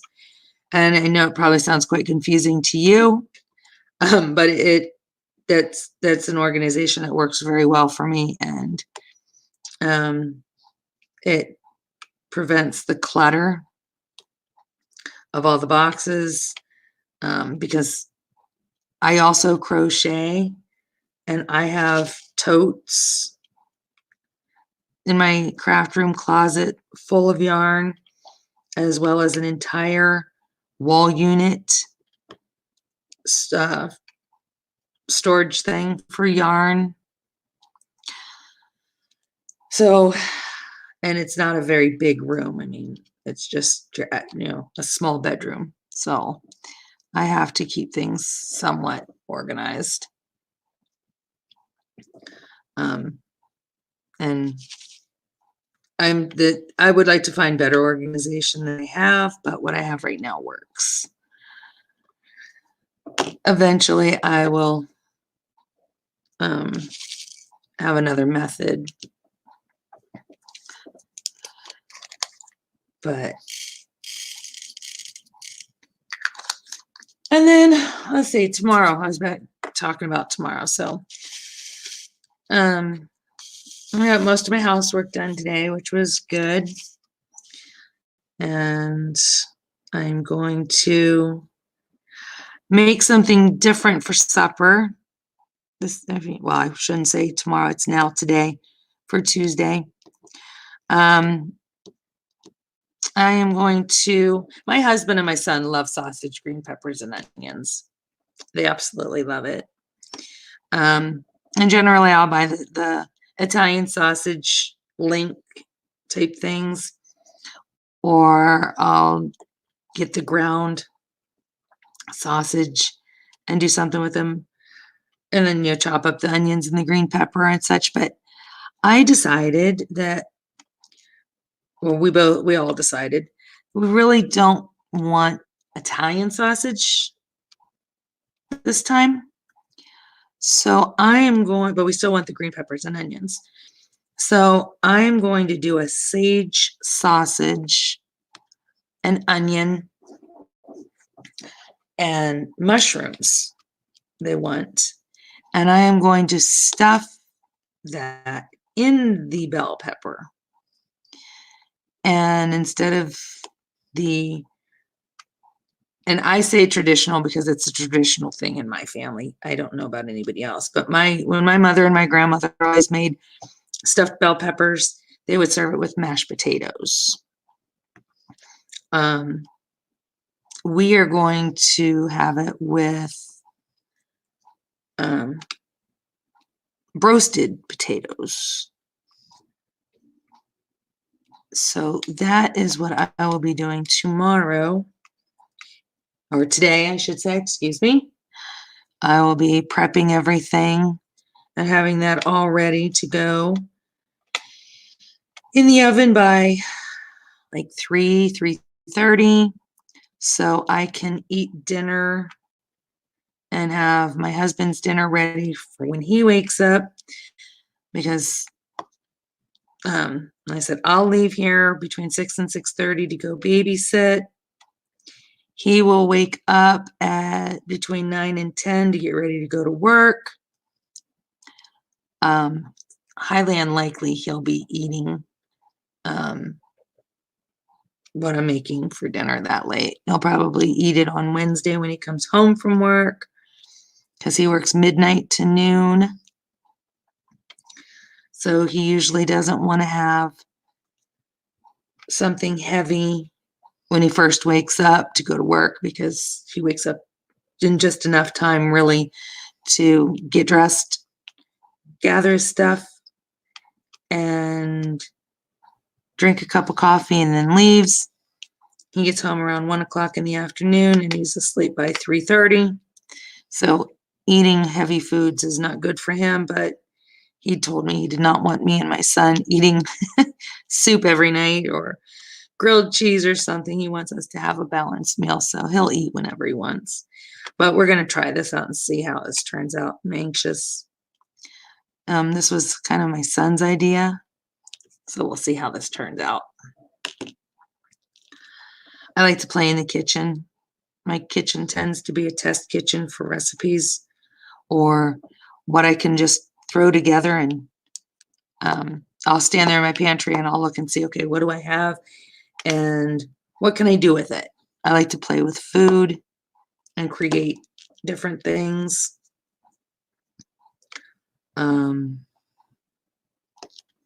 And my son likes to taste everything. So he's my guinea pig in the kitchen.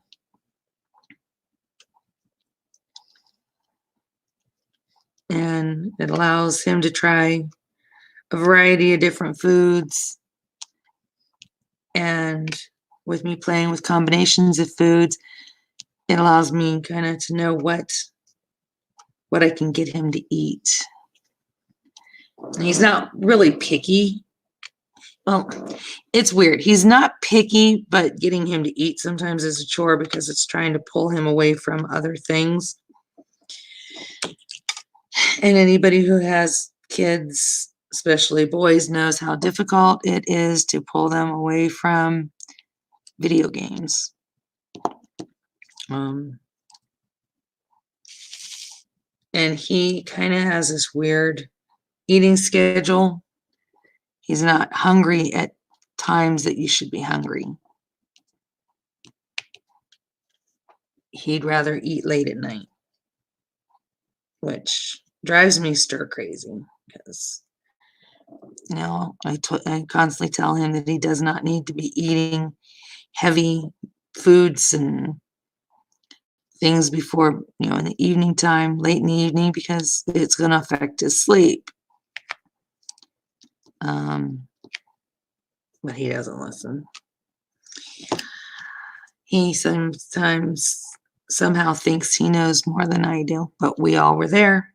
We were all kids at one point in our life that we knew it all. Our parents were wrong. I keep trying to remember that. I knew everything until I became an adult and found out I was wrong about everything that I thought that I knew.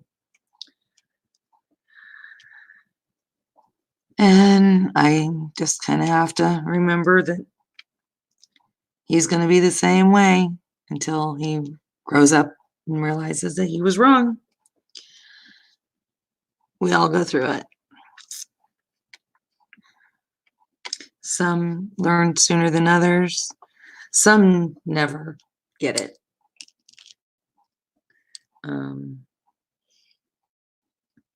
But sometimes it's fun. Some of the debates that me and my son have on daily life is amusing.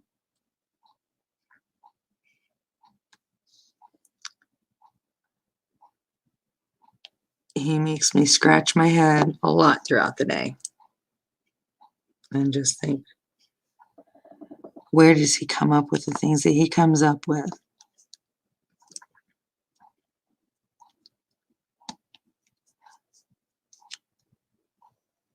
All right.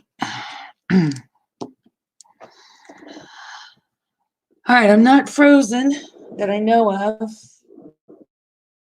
I think I'm still here. Yeah. We're approaching the 2-hour mark. I don't think I'm going to be on much longer. It looks like we're down to, there's just 2 in here. I'm not quite sure which 2 is in here. We had 4. We had Sabrina, Bianca, Sylvia, and I don't know, was there somebody else in here at some point? I don't remember. And we had Bianca, Sylvia, Sabrina. Yeah, that's the only ones that have commented. Brittany! There you are. What are you doing? It's late for you. What are you doing up? What is it like? It's like 4:30 in the morning there.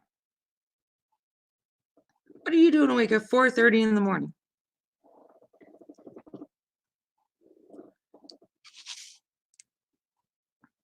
Girl, you're crazy. If I could sleep, I'd be sleeping. And you're still here, Sabrina? Okay, they're very good. Sylvia probably had to, no.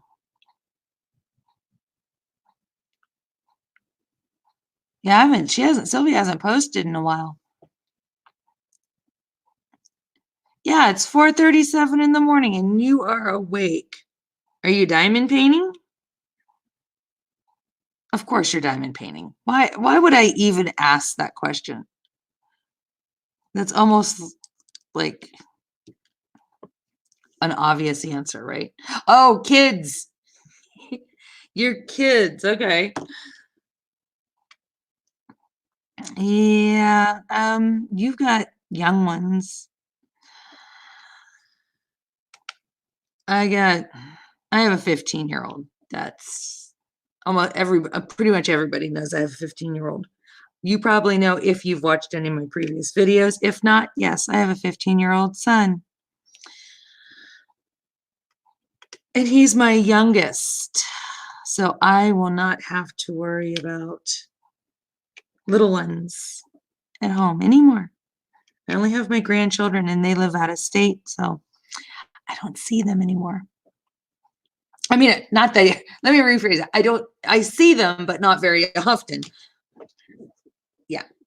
I have 5 grandchildren and they live in 2 different states. 3 of them live in Ohio, which is where I'm from originally.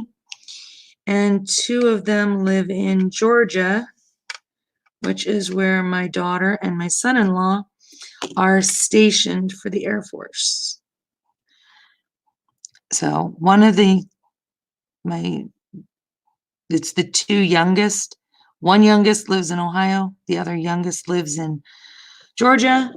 And the 2 youngest ages are 3 months? 4 months. I have a 4-month-old granddaughter and I have a 1-year-old grandson who just turned a year old on the 27th of February. Then I have a granddaughter who will be 4. Let me go back here. I have a granddaughter who will be 11, I think. I get her and her sister's ages confused. I think she'll be 11 in April, on April 6th. And then I have a granddaughter who will be 4 on April 24th. And then I have a granddaughter who will be 9, May 13th. So yeah, I got all the grandbabies. But like I said, I don't get to see them very often. And because of this coronavirus thing, I was actually supposed to fly to Georgia for my 4-year-old granddaughter's birthday, so I could see her for her birthday and also meet my new granddaughter. But with this coronavirus, I'm not about to get on a plane and risk my health and my daughter and my grandchildren and my daughter and son-in-law. So I'm just going to get to continue looking at her through video chat and pictures right now. And then I was also supposed to fly to Ohio this summer to see my other daughter and my grandchildren, as well as my mom. But as long as all this stuff's going on, I'm not going nowhere. I am staying perfectly planted here in my home. And I'm okay with, as much as I want to see my grandchildren, I'm okay with not flying because I don't like to fly anyway. I do not like to fly. Never have. But driving from Nevada to Ohio, when you only have, a few weeks to visit anyway, really cuts into your visiting time. So I can get there a lot faster if I take a Valium and get on a plane and fly. And that's generally what I have to do. I have to take a Valium to be able to get on a plane to fly. I'm petrified of heights. I do not think looking out of the window of the plane is pretty. I cannot sleep on a plane. First off, I can't get comfortable. Second, my anxiety will not allow me to sleep on a plane. Even with the Valium, it just relaxes me, but it never really puts me into what you could say a sleep. I might nod off for 5 or 10 minutes, but that's the extent of my sleep on a plane. My husband, put my husband on a plane. He's asleep before the doors are closed and before the pilot announces that they're getting ready for takeoff. So as soon as the doors are closed, he's asleep before the stewardess start talking about things. People are still getting on the plane and he's already asleep.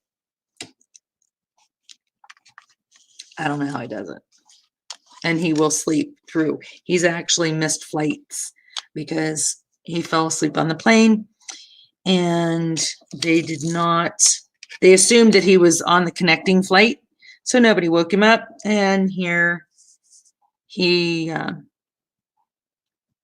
ended up flying to California when he was supposed to land in Phoenix and stay in Phoenix. Now he went from New York to Phoenix, sat there in the plane sleeping while they were waiting for the connecting flight or for the passengers that were boarding to continue on, and he ended up in California.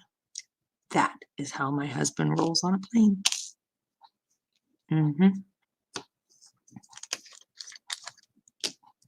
Yeah, I loved hearing that story.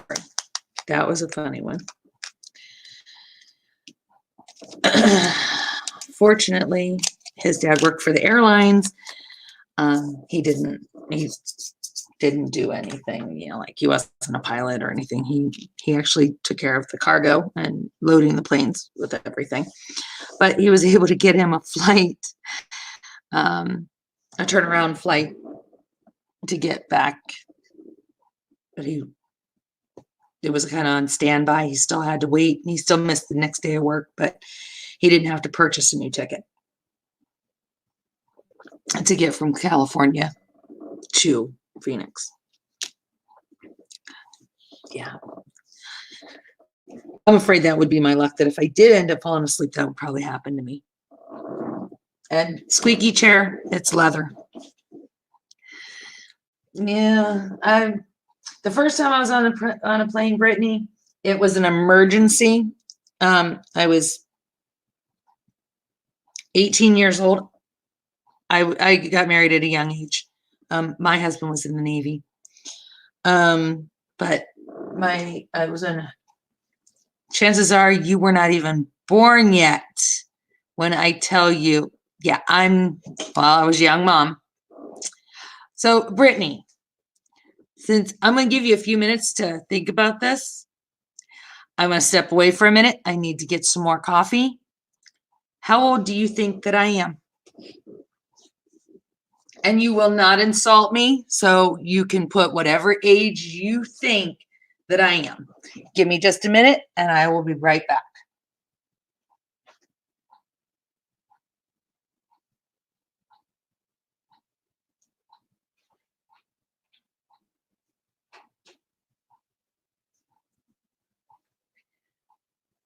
Anyone else that's still in here want to throw a guess out there?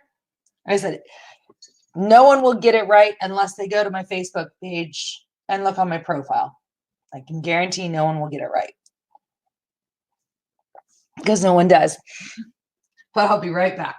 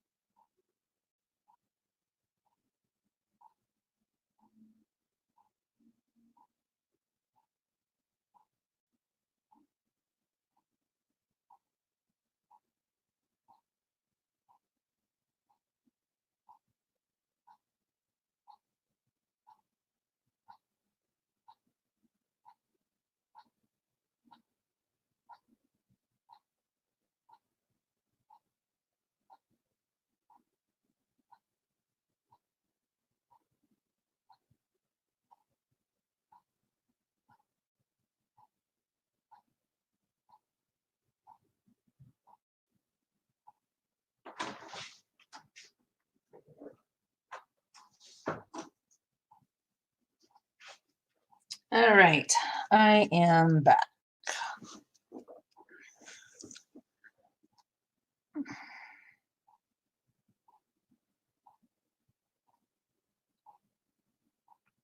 You thought I was 38? I would love to be 38. I've been 38 already. No, thank you. I appreciate that, Brittany. I appreciate that a lot. I will be 48 in June.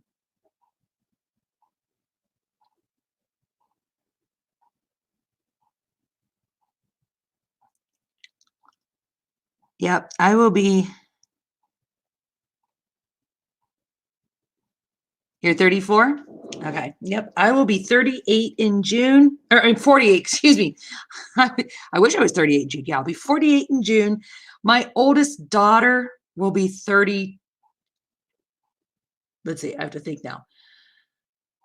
She'll be 32, I think. 88, 2000. Yeah, she'll be 32 in September. Yeah, my oldest daughter will be 32 in September. Oh, June? You're also a June baby, Bianca? Yep, my birthday's June 15th. The 15th. Yep, my birthday's the 15th. My husband, his birthday is the 20th of June. And we will be married 6 years on the 30th of June.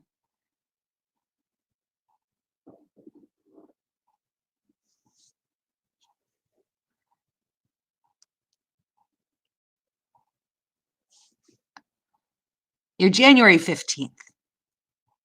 Cool. 6 months and a lot of years, 14 years age difference. You're the 30. All right. So Bianca, we got married. Me and my husband got married on your birthday, which we will be together 13 years on the 30th of June, and we will be married 6 years on the 30th of June. Did I do that math right? Yeah. No. We were together 7. Yeah. 7 and 6 is 13. Yeah. We were together 7 years before we got married.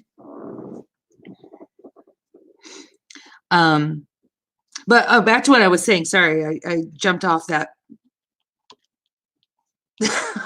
I jumped really high off that building.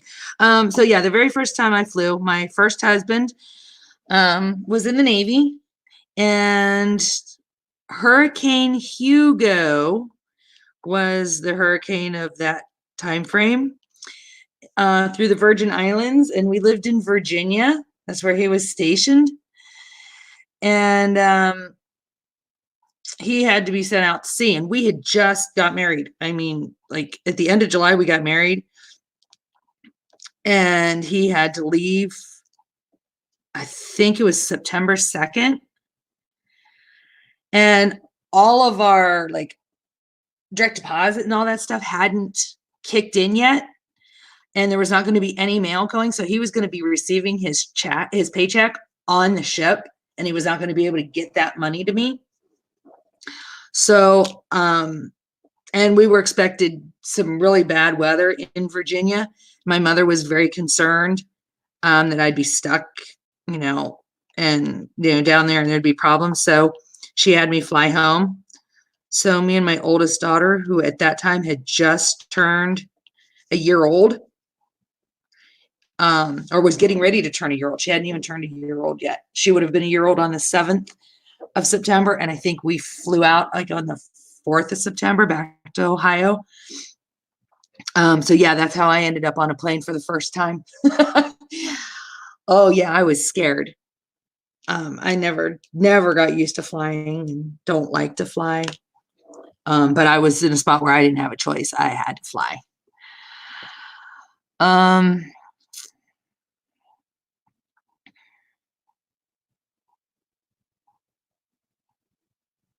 You met in June and got married in August. This year will be 8 years. We're still very good.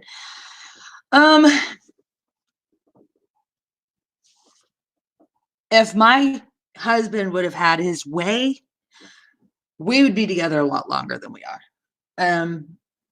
When we first met, there's a video actually on this. I think it was a live with Ashink 93 that discussed how me and my husband met. I have no problem repeating the story.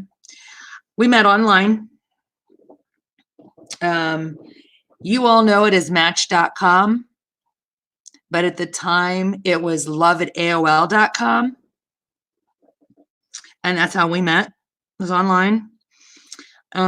We talked on the phone for a while, or talked online for a while. And then we started talking on the phone. We were both living in California at the time. He's originally from New York, but grew up in Arizona and was living in California at the time. I'm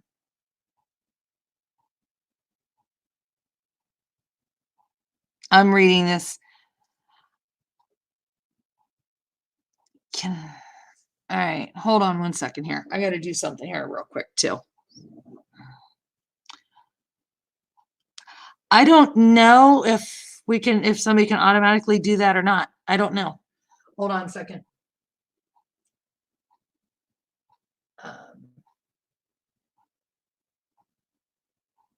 I don't know if I'm doing this. Oh, no. I want to show that. Sorry. All right, hang on here. I'm trying to do something and I never get this right. Um,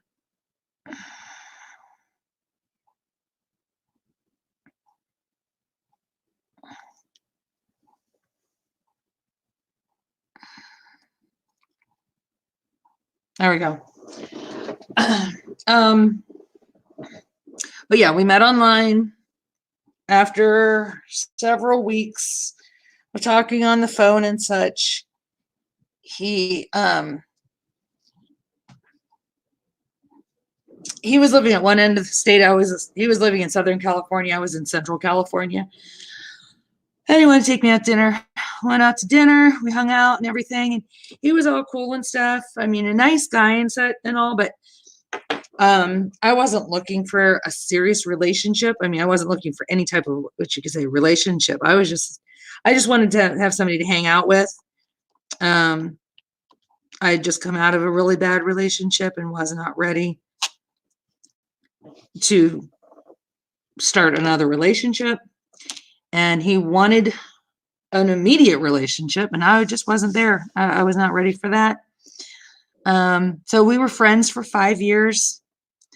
In the meantime, I got myself in a relationship that turned south. My son is part of that relationship. At the time that I was ready to get into a relationship, my husband always says, "You should have called me instead of going off with that goofball." Well, yeah, it didn't work that way.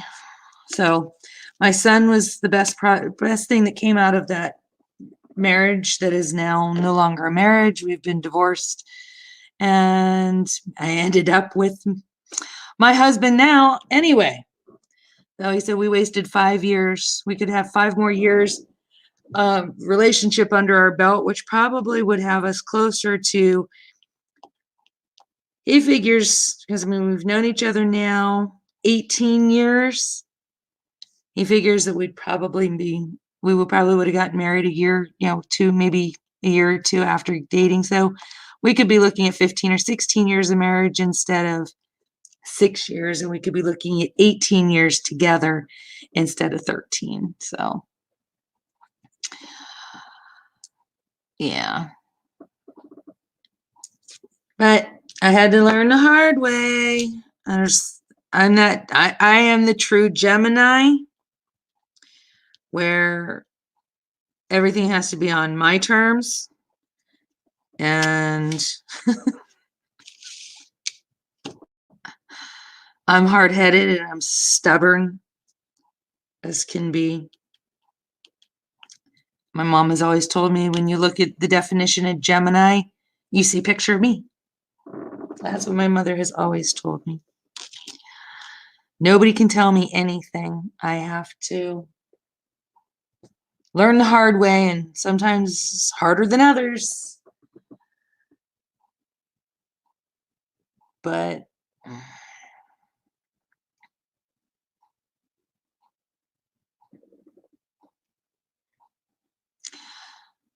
I think, Bianca, that, let me see here.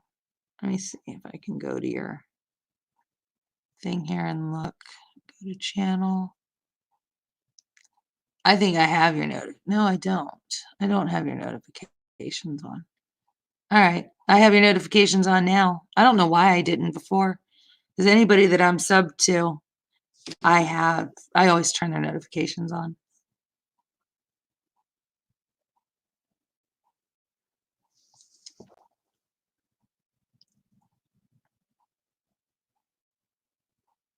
All right. Yep. I have your notifications on now, Bianca. All right. Next color.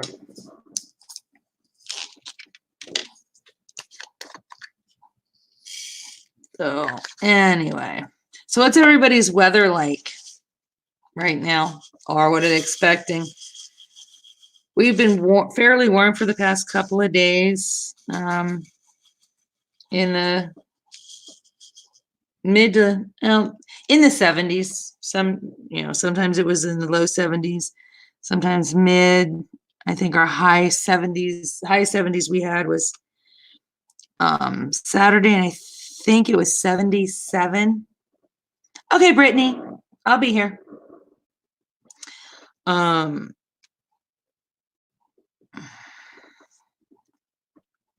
see something here. Okay. But we are supposed to get rain the majority of this week. Raining heavily over there in Germany. Yeah, we're supposed to get some rain. I mean, Vegas doesn't get a lot of rain, or at least my part of town doesn't get a lot of rain. The North Las Vegas gets quite a bit of rain, and the east end of town gets rain. I live pretty far west end of Las Vegas, so it says we're going to get rain, but we don't get it as much as what the forecast says we're going to. But we do have rain in the forecast, and temperatures are going to be just a little cooler than they have been, which we always welcome rain here, since we only average like 3 inches a year. Sometimes I think it's maybe even less than that, and we usually never get our average. The past few years we've had more rain than what we have in all 13 years that I've lived out here. But I come from Ohio, where I'm used to a lot of rain. Fall we get tons of rain, spring we get tons of rain, summer still quite a bit of rain. I'm used to rain, and I love rain. I've always loved rain.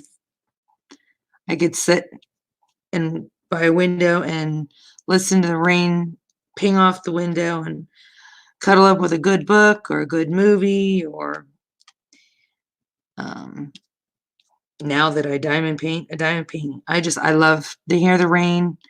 I get my best sleep during a thunderstorm, but I don't get that often out here.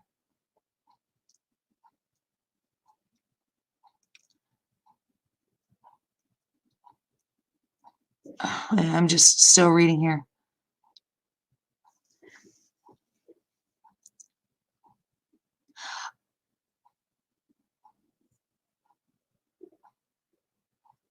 It won't let you push the notification bell?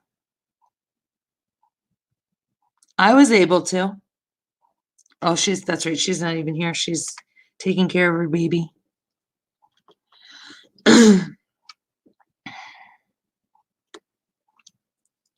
But yeah, I want to live in a state that rains a lot. I would love to live in Washington State, in like the Seattle area, or I'm a Twilight junkie, so I could live in Forks, Washington, and be perfectly content. My husband, on the other hand, no, he doesn't mind rain. He just doesn't like excessive amount of rain, especially with working, what the type of field of work that he does. He also doesn't like to be cold. That's why he lives in Nevada. He started his career in his field in New York, and he froze to death for 10 years, and he's like, I'm done. It's cold, and said, get me someplace where it's warm. So he got out here, and he'd rather be hot in 120 sometimes degree temperatures than in 20-degree temperatures. So he will continue working here through the next 4 years till he retires, and then we will make our decision on exactly where we will spend our golden years. He's wanting to stay here in Nevada, so it'll probably be up on the mountain somewhere where I can have snow and cold, and he'll be okay with it then because he won't have to work in it. We'll come off the mountain, do our grocery shopping and all those things for our main grocery shopping, like once a month, do the whole stock up thing, or every 2 weeks. And then if we have to come and get like bread and things like that, then we'll come down and do that. But I want to live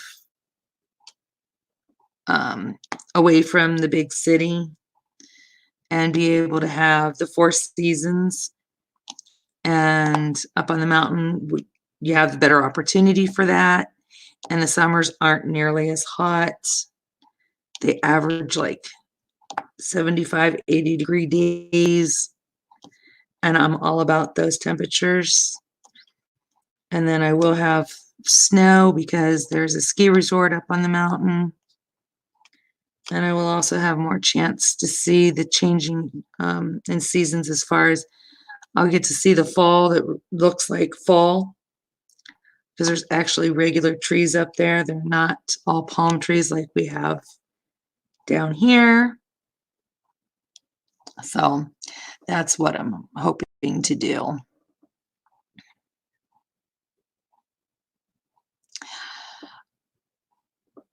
I don't know what you mean about fixing it.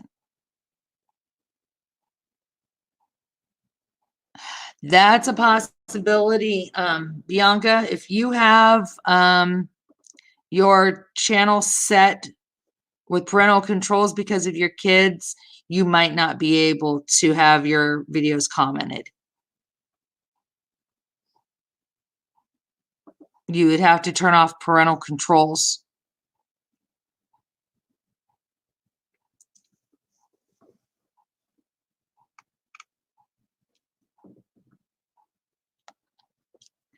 Yeah, because I'm pretty sure if I had the parental controls on my channel, because when my son was watching YouTube and stuff off my channel, I had the parental controls on, and I never tried to comment on anybody's, or get notifications or anything, because I just had YouTube basically for him to watch his YouTube stuff on, or I was crocheting and watching crochet videos, so that was appropriate. But now with all this COPA stuff going on, I'm pretty sure that if parental controls are on, you're not able to get notifications outside of the age restrictions that you have set for parental controls.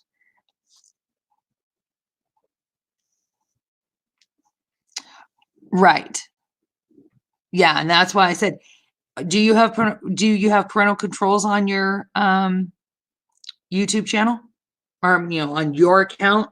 Do your children watch YouTube off of your account? If so, that might be why. And I know that there is another YouTuber that has had similar problems.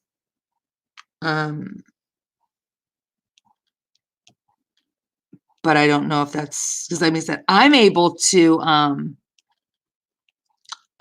get put on the notifications. I just went to your channel and I had already subscribed, but I just didn't realize that I hadn't hit the I had subscribed, but just not for the notifications. I had to hit the bell again. So I said, I'm able to.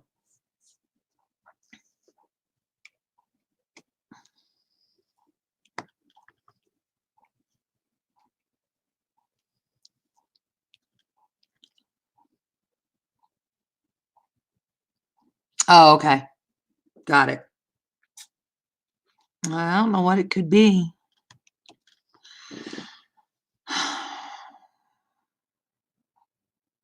That's really weird.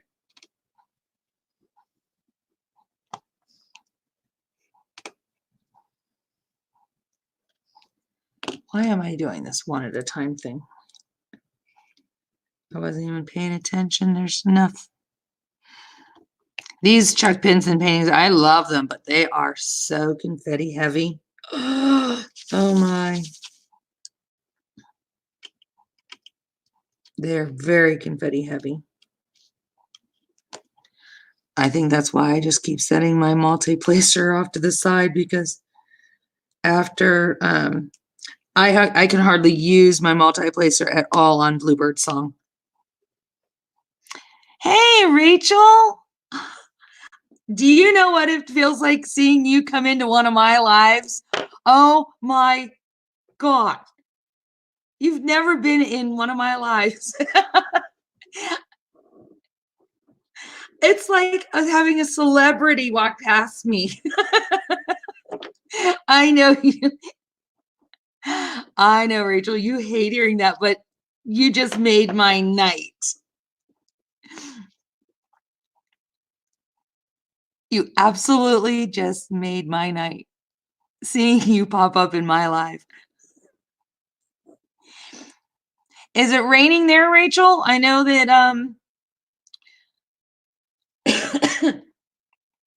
I was seeing lots of rain coming in different areas.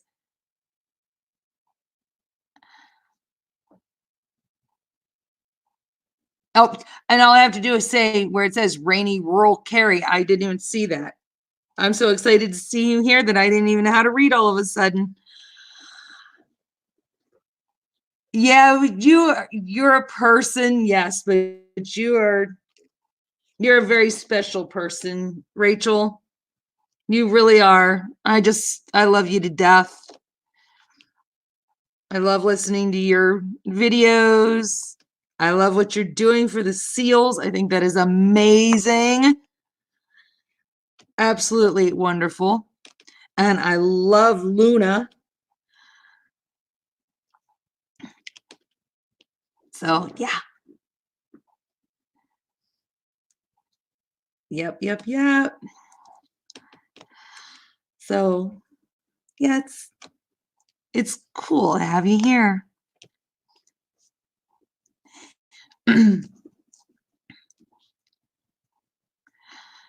I'm just reading here.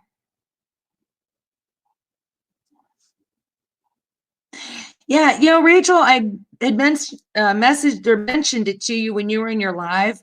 I had asked if you'd received my email, and I was going to resend it, and then I've gotten crazy with things lately. I have so much, I have so much email that I got to sort through that it's not even letting me open my email right now.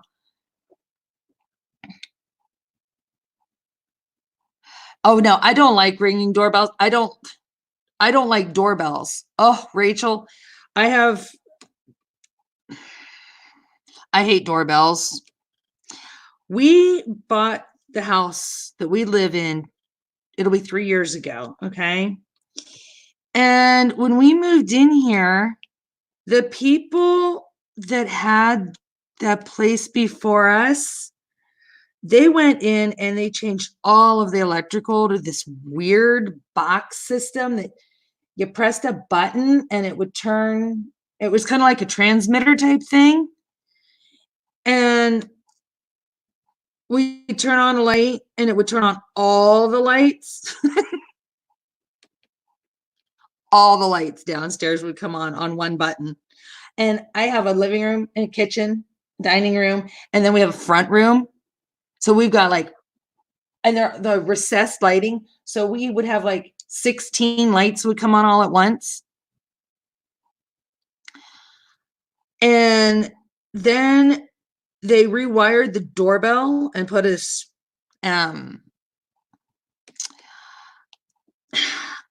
it's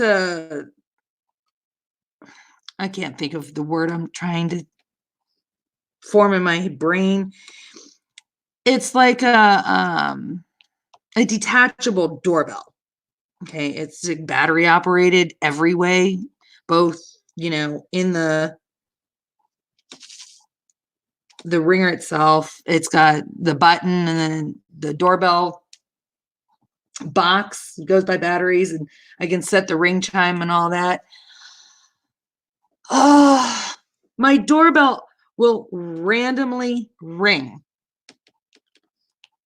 I swear there's a ghost in this house. My husband thinks that I need to go and have myself committed for those thoughts. but my door will randomly ring at 2 or 3 o'clock in the morning out of nowhere.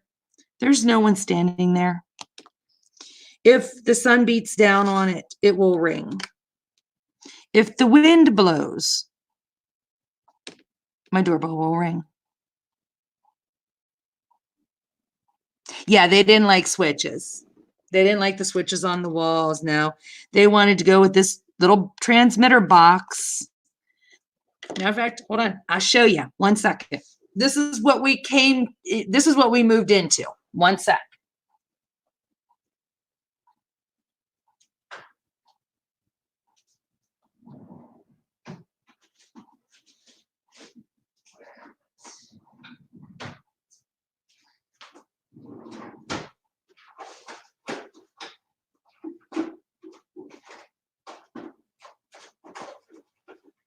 I can find the other part of it.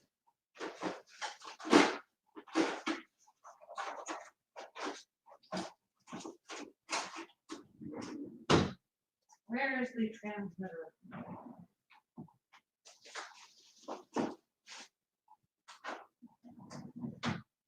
Okay.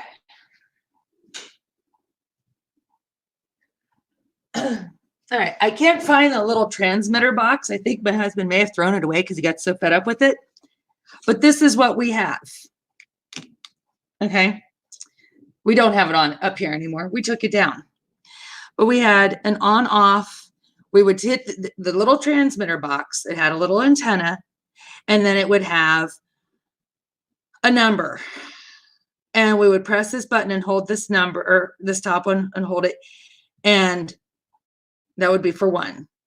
And say the kitchen lights were 1. When we turn this on, all the lights, because I have an open floor plan, so our kitchen, our living room, and our back family room are on the same transmitter button. And then we had a button that would be for the front room. Now the front room, when you turn that on, all the lights in the front room would come on, and the stair lights would come on.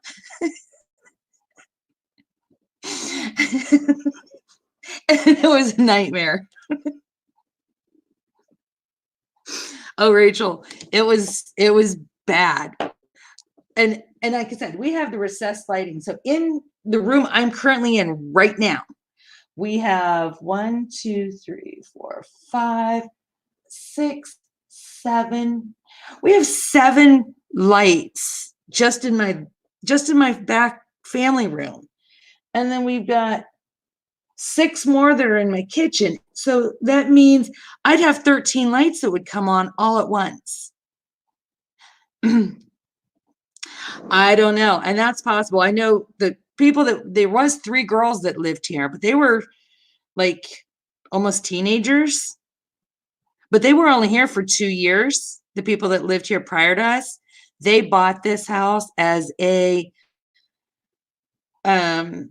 basically just to rest their head until their house that they were waiting for was built. I don't know if they're the ones that did this with the lighting, but oh, it was so painful. And we couldn't even find which light turned the fans on. They didn't have the the drawstrings for the ceiling fans. They weren't up there for the lights or the fans. We had to find which button turned the fans on. Exactly. Exactly, Rachel. You nailed it. Oh, it was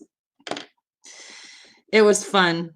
It was a lot of fun trying to figure out how the lighting worked. So after the first year, my husband was done with the lights. We actually had somebody come in and shut off their system and reconnect us to the original electrical system. And now our doorbell still will ring randomly for no apparent reason. It hasn't for the past few nights, knock on wood, because with him working the night shift, he goes in at midnight and works until noon. It's just me and my son. So that doorbell rings in the middle of the night, I am like a cat on a hot tin roof, man. My heart stops. I can't breathe. I go into pure complete panic because, you know, I don't live in Cary where no one is out there messing around, you know. You said it, you know, where you're at, it's so peaceful and so quiet. No, I live in Las freaking Vegas. There's always somebody somewhere. So when my doorbell rings, it scares the life out of me. Yeah, definitely. And I don't have a dog that barks either. Um, the dog that I have, he's a Chihuahua and he's about 10 years old. I rescued him 5 years ago. And we didn't even know, believe it or not, he's a Chihuahua and he doesn't bark. We didn't even know if he could bark. We thought he may have been debarked because the doorbell would ring, somebody would knock on the door, other dogs would bark, and he would just sit there. We thought maybe he was deaf. The only thing that they didn't let us know for sure that he wasn't deaf is because when I would get his dog food, he'd come running. Not yet. We've talked about making plans to meet up and hang out, do some diamond painting and stuff. It just, the schedules haven't worked out yet, but it is definitely something we've talked about. So I'm pretty excited about that. We came across on Facebook, there was like 4 people, I think, that live here in Vegas that we've kind of talked about getting together, possibly doing a weekend retreat up in Mount Charleston, which was where I'm talking about that I want us to reach, me and my husband, to move to when he retires. So we're hoping to make that happen. But yeah, so when my doorbell rings, my dog doesn't bark. He doesn't go to the door thinking somebody's here, nothing. I'm on my own. He'll go and hide under the bed before he'll do anything to save me.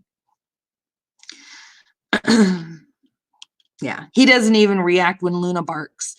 I can be watching one of your lives, Rachel. Luna will bark. He won't even lift his head up. He won't even open his eyes. Well, Rachel, you've just got to I know you don't plan on coming to the States this year. Well, you might have to, but next time you plan on coming to the States, you got to make a vacation out here to Vegas. Yep. Oh, sorry, bumping my camera. And that's this blurriness that this camera is giving. It's going to end. I'm getting a new webcam tomorrow. So I'll probably jump on and just do a quick live type thing just to see if anybody can see better.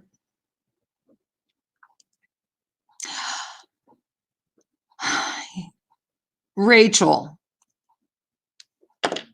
I got to do something here because I can trust you. I know you'll have my back on here. Rachel, is there any chance that you could take a look, explain to Bianca? She there's a post on you and Mrs. Coffee's group page about her squares, and I was trying to explain to Bianca that, I mean, it's the Diamond Art Club, and she's got some gapping. It's on frozen. I was trying to explain to her that the gapping is, you're going to have some. I mean, these are not going to snap in tight as a glove. Which one is who doing, me or Bianca?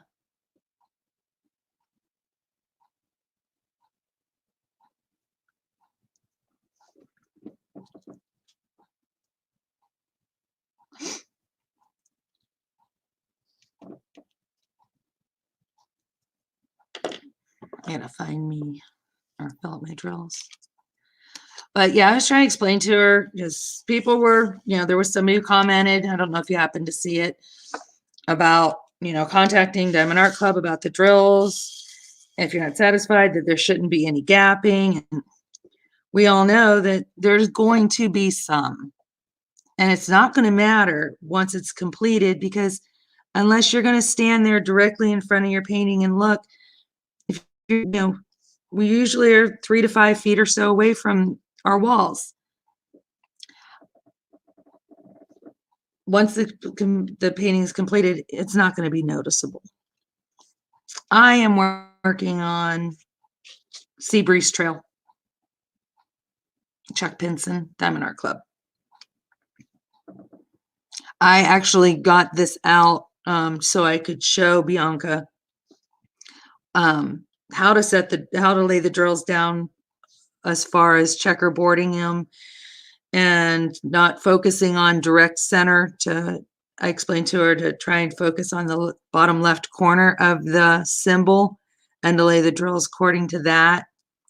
Doing the checkerboard, how to multi-place for squares. But this was a painting that I was working on and set aside to do the chuck along with Mindy. And my chuck along painting is, I posted on my Instagram. It's the Bluebird song.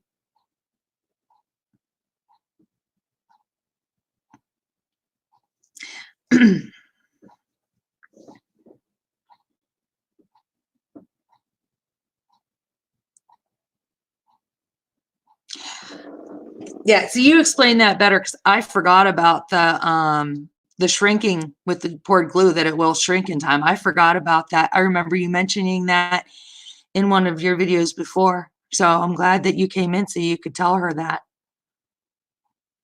And yeah, that's what I told her too. And it was just like, contact Diamond Art Club and see what they say.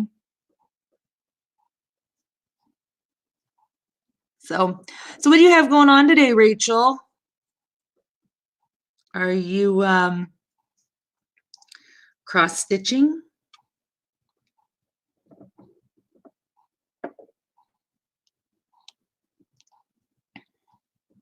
Or because you have your WIP-n-Chat goes up today, doesn't it? I'm always watching for it.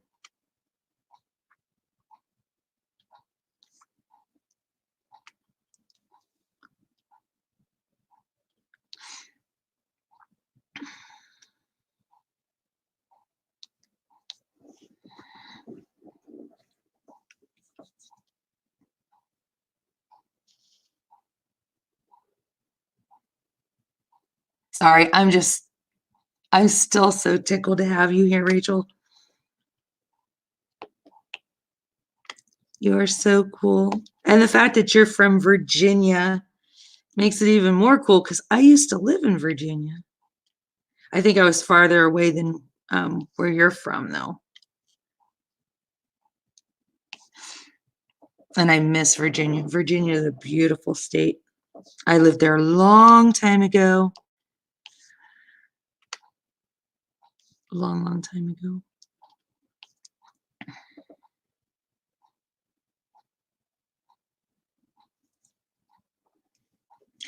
Oh, you got a full day.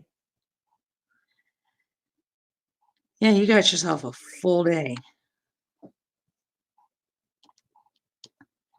Is there any word at all from your hotel? Or is that still not, you still kind of don't know what's going on with that? Because you guys are you in your summer now in Ireland? Or your fall?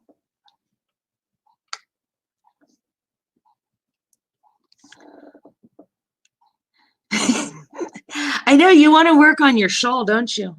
Is that what's, no, you're working on your shawl.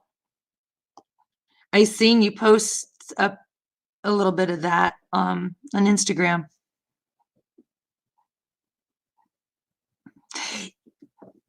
Yeah, Sabrina, it's Rachel's fault there. Every time I see her do an unboxing, if I don't already have that painting, I want it. And like the Jesus blessing,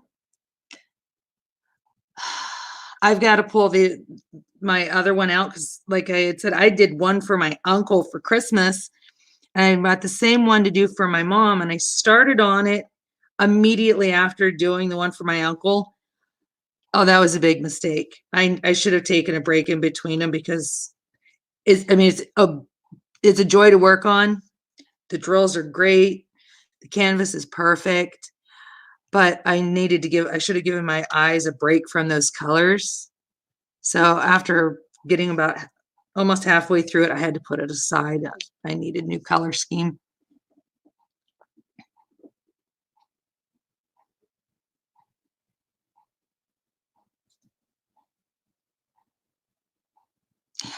Well, that's not too far off. I know that you're not in a big hurry because you're enjoying this time of getting all your crafting and all the things done. But it's not, it'll probably be the time that everybody starts rolling in there.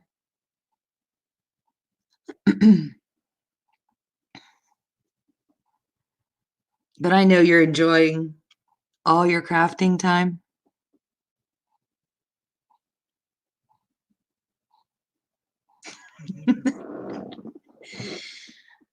Okay, just let me get some money saved back up and some point. I was just saying earlier too, I have like 9 paintings that I have to do my review on so I can earn those DAC points and build up my rewards again. Because I blew all my rewards when they had the first new releases that came out after, I think it was right after the first of the year. I spent all of my rewards and then some, like all at once. I had like 3 orders and now I'm building them back up. But as long as Chuck Pinson they keep releasing Chuck Pinson art, I'll keep buying.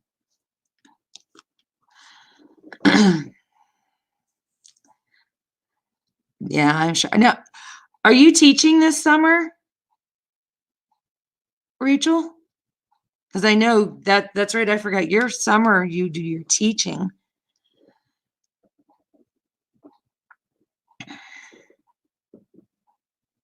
And I have a request. I don't know if this can ever happen, Rachel, but do you plan on doing any more cooking videos? Or is that something that's a little too difficult to do?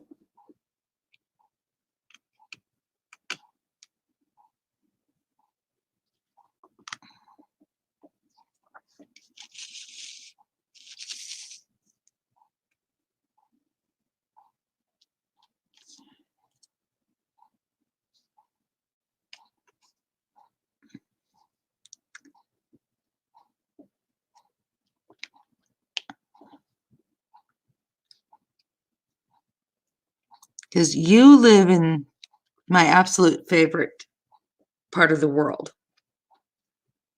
I am like 60% Irish. I have 40% on my 45% on my dad's side and 25. I'm just under 3/4 actually, so, or roughly around there, Irish. And that's the only place on the planet outside of the United States that I want to go to in my life is Ireland. Okay, Sabrina, well, I'm glad that you were able to stop in. I'm glad to have you. My lives are sporadic right now. It's whenever my internet wants to cooperate with me or that my husband's not sleeping that I risk waking him up.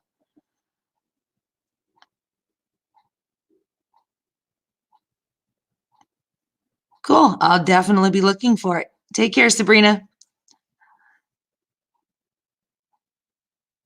Oh, yeah. I heard that they shut down like northern Italy or something, my son was saying. And it's early spring for you. Okay. So you're about it's the same because we're getting ready to hit spring here. We're just like a few days away from the first day of spring. But yeah, what my request is, if you ever decide to do a cooking video or something, if possible, I would love to have like the Irish soda bread. I would love to see how that's made. Yeah, I want to do I want to learn how to make an Irish stew, but I have to do it without the lamb because I don't like lamb. I don't like gamey, but so I would have to do it with.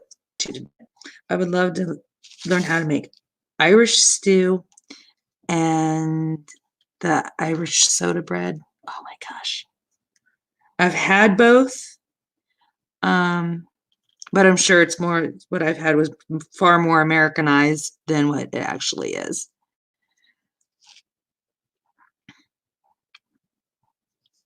Yeah.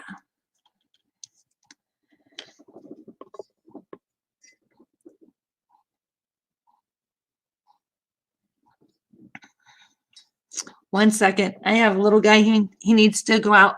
Just 1 second, I'll be right back. Come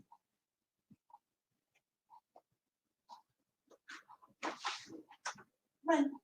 One second. Come on.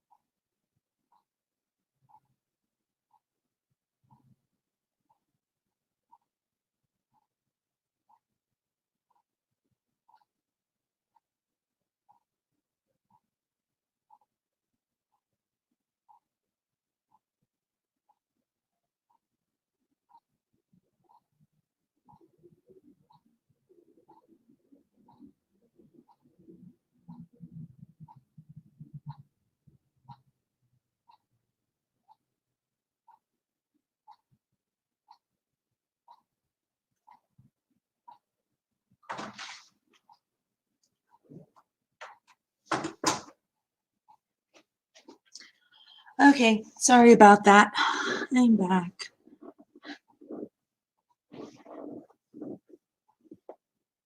Okay, let's see. Let me catch up here.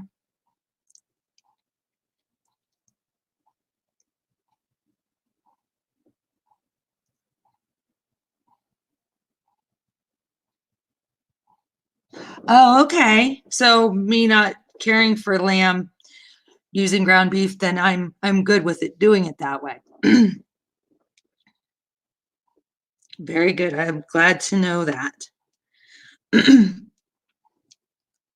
Yeah, I mean I know that lamb is very tender. It's just I've never been able to eat like, venison or pheasant or anything. It's just too gamey for me. And I have a very sensitive palate. My grandmother my grandmother used to always try because my grandfather, he would hunt and he'd always get deer. And she didn't eat deer, but she would make it for him. And she would always try to pass off the deer meat on me. I can tell I can tell by texture and by sight as an adult. As a kid, I really didn't pay much attention. I just went by the aroma is different and the taste was a dead giveaway to me. But as an adult now, I know, it's sight and texture and scent and taste all are different.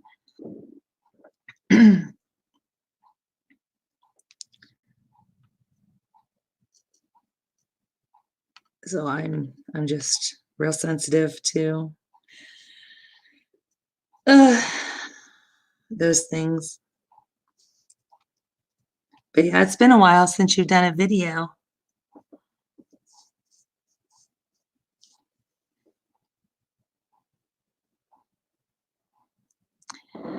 Yeah, now, excuse me, my mom, she loves the mint sauce on it. My mom will put mint sauce on almost anything, beef related. Um, I I do a lot of German cooking because my grandmother is German. Well, I don't know, remember how she worded it exactly because of the way that the Germany and stuff at that time, but my grandfather was Hungarian, and she was like from the old country. Well, my great grandmother was born in Germany, and then she came over here to the States um, 2 years before my grandmother was born. So my grandmother was almost born in Germany, but my grandfather was from Hungary, and this is on my mom's side. But on my dad's side, both of his grandparents were born in Ireland.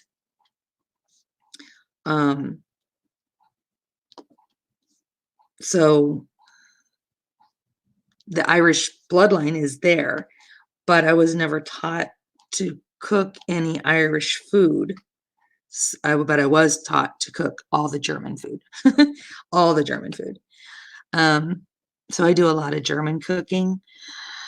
And then my aunt married,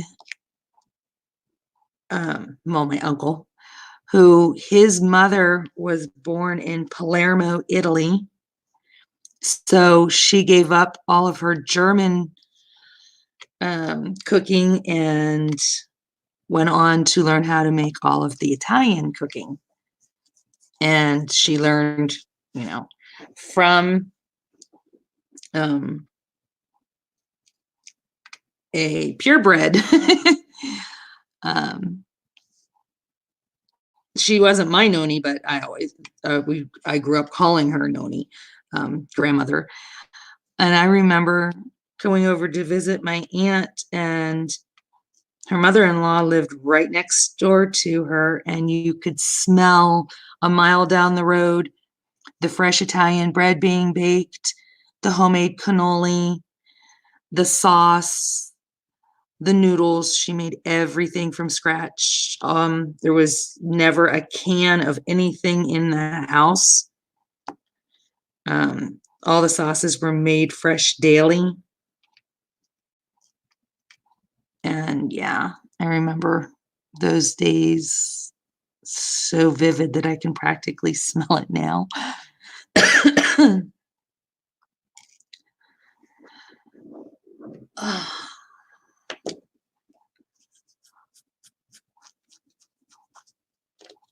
Now I know why I took a break from this. These squares are getting to me. I'm so close to being done with this thing, but I keep having to set it off to the side and work on rounds. And I'm waiting. I have a TSA coming here just as soon as I get through this coronavirus thing. And that's another square, but I'm going to be doing that as a collab with Amber and Dave. So they're going to, Rachel from TSA, she is doing a custom for me. I don't even know what it is. I gave her some ideas of what I was interested in, and I kind of gave her the open canvas to create her magic. So I won't know what it looks like until it gets here. I just know that mine is squares, and Dave, well, it's actually Amber's, but she asked me if I minded if Dave did it too, and I was like, of course not. She'll do the rounds and I'll do the square version so we can see the two of them in both, final results. And she's not real fond of squares, so yeah. And she sent me a message. It's been 2 weeks ago, telling me that as soon as she got the tracking information, she would let me know. And she was figuring 10 to 12 days then. And it's been almost 2 weeks. So, I know it's completely out of her control. I know she wants to get everybody's stuff rolled out as much as we want it. But this coronavirus is really starting to get bad now. There's 650 cases that I heard of here in the United States. We've already had 26 deaths here in the United States. And here in Las Vegas, we have 4 known cases and I think 4 presumptive cases of the coronavirus. And now it's starting to get a little close to home because one of the most recent presumptive cases is a teacher at a charter school.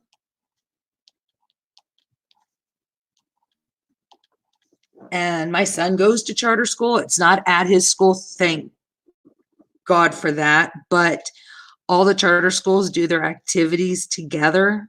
They're, like their dances and their fairs and stuff. They get all the kids, to interact with one another. So that's a little scary. I'm not a germaphobe generally, but this is just kind of something that is starting to worry me more than I kind of expected that it would.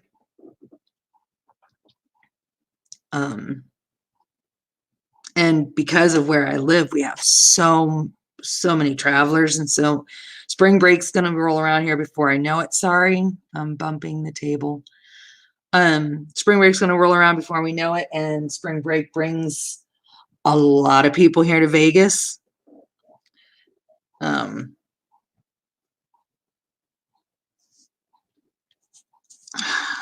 So I don't know how that's gonna fare. But they said it's going to get worse before it gets better.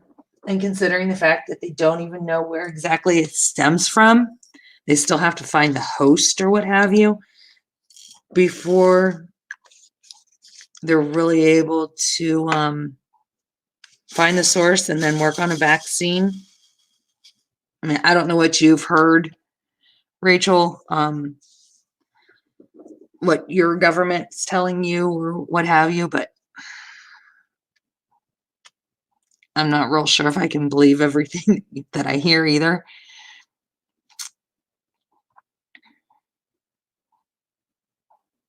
Yeah, they're starting to cancel different things here too. We've got, you figure we even have people in the White House that have self-quarantined themselves because they found out that they were exposed to someone who was exposed to somebody, with the coronavirus. So we've got a lot of people that are self-quarantining themselves and their families. They tell us, not to overreact, but I'd rather overreact and find out that I didn't need to than to not take all the precautions and just assume that I'm fine, because every time I walk out of my house, there's a chance that I'm going to, cross paths with somebody who may have been exposed. And they're saying that you're not always going to have the symptoms, but that you can still pass it to somebody else. You can still, kind of like carry it, like you could be a carrier of it. It just might not affect you, but you can still carry it. So I don't want to isolate myself, but I also don't want to risk just taking the chances that, oh, I'm safe, because you're only safe until you're not. And we have no hand sanitizer here in Nevada. You cannot buy sanitizer on Amazon. It's sold out. I wanted to make my own, and I can't get aloe vera. So I'm like, yeah, I stocked up on TP too. I think I have like 45 rolls of toilet paper. I think I'm good. I don't think I should run out anytime soon. At least I hope. And that's what I have in my stash. Okay.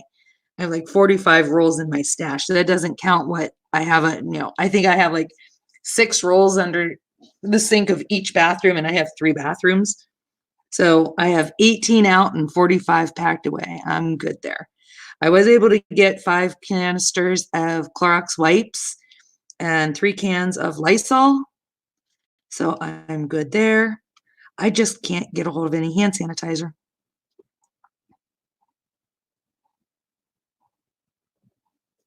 And,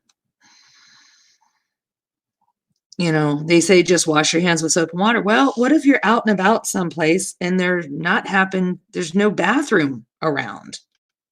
And we all know, we've all gone into a bathroom in a restaurant or a gas station, and they're out of soap. So now, I even went into the grocery store. I was grocery shopping Sunday. And I went into the bathroom, and there was no toilet liners. They were completely gone. There was like 3 stalls in the bathroom, and all 3 stalls were empty. And the toilet paper dispensers were busted open, and all the full rolls of toilet paper were gone. There was only like partial rolls. And there was hardly any soap in the soap dispenser. So since there's a toilet paper shortage here, now they're stealing toilet paper out of the bathrooms. Right, yeah. Don't touch my face. Don't touch my, anywhere near my mouth, my eyes, or anything. But it still concerns me because, I touch my steering wheel. If I'm out and about, and, I have to remember to make sure I have the Clorox wipes with me, and I have to wipe my car down just like I wipe my cart down. And then, I have to wipe off everything I buy at the store because, I touched that can. How many other people touched the can? I'm glad I don't use cash. I use my debit card for everything. So, because the banks are saying that money is going to be our biggest issue with contamination, is, how many people touch money and doorknobs and all that. So, yeah, I don't have to worry about cash because I use my debit card for everything. If I have cash, I spend it all at once, so I don't carry it. But yeah, I just have to remind my son to constantly be vigilant and think before he puts his hands to his face.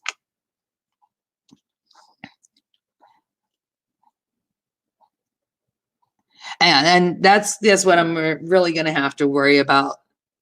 Like you said, Rachel, is just wait till I get home and remind myself between point A and point B, keep my hands away from my face. I worked in the medical field. I was a nurse's aide for 17 years. I worked in hospitals and nursing homes and home care. And, I always wore gloves when I was handling, touching a patient or handling any bodily fluids or bedding or, linens or anything. But,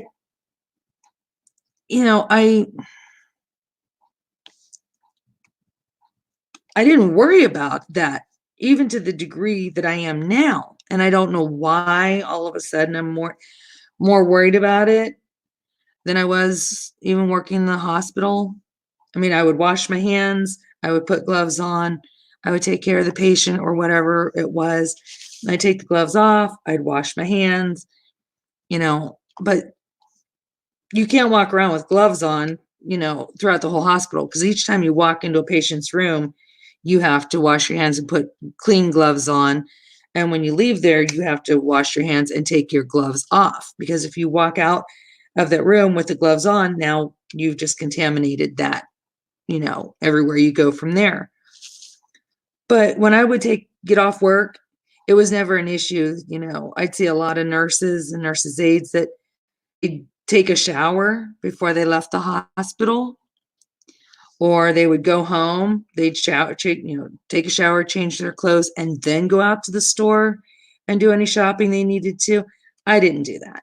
If I had to go to the store, I went to the store. I was not going to go. Once I got home, I wasn't going back out. And I knew that.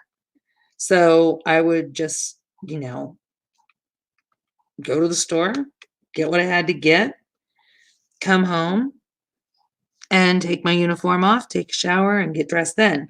Now, I would never go near my children till I got my uniform off and showered. I did not, want to touch them and risk anything, but, I didn't worry about that like I'm worried about this.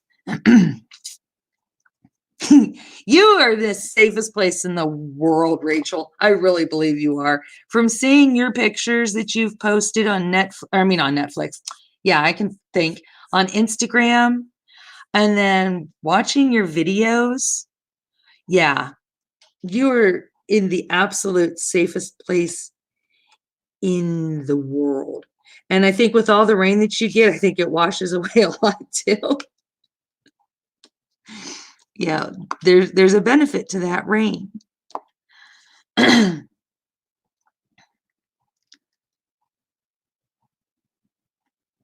Oh, baby wipes has been the most recent thing, Bianca, that we are now having a hard time getting our hands on, which I think is really bad, because what are they going to do for the babies who really, baby wipes were made for babies.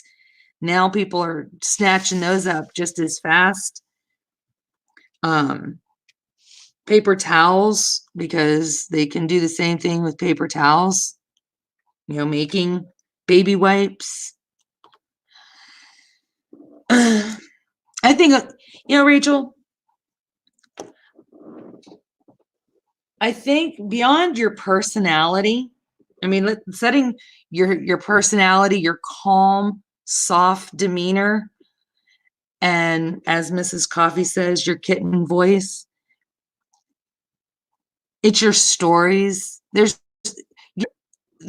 just so much about you that everybody likes to watch. And I pay attention, when my very first video of yours that I watched, if I remember correctly, was your Sherlock Holmes DP.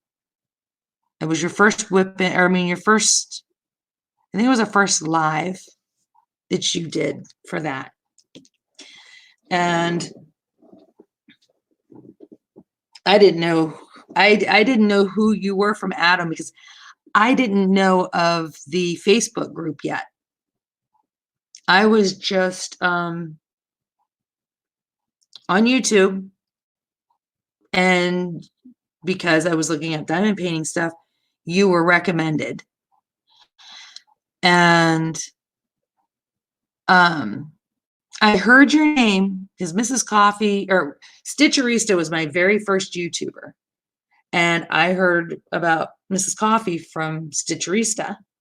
And then when I watched Mrs. Coffee's live, or one of her videos, I heard of you. So Stitcherista introduced me to Mrs. Coffee. Mrs. Coffee introduced me to you. And then I found the YouTube page, the Facebook page.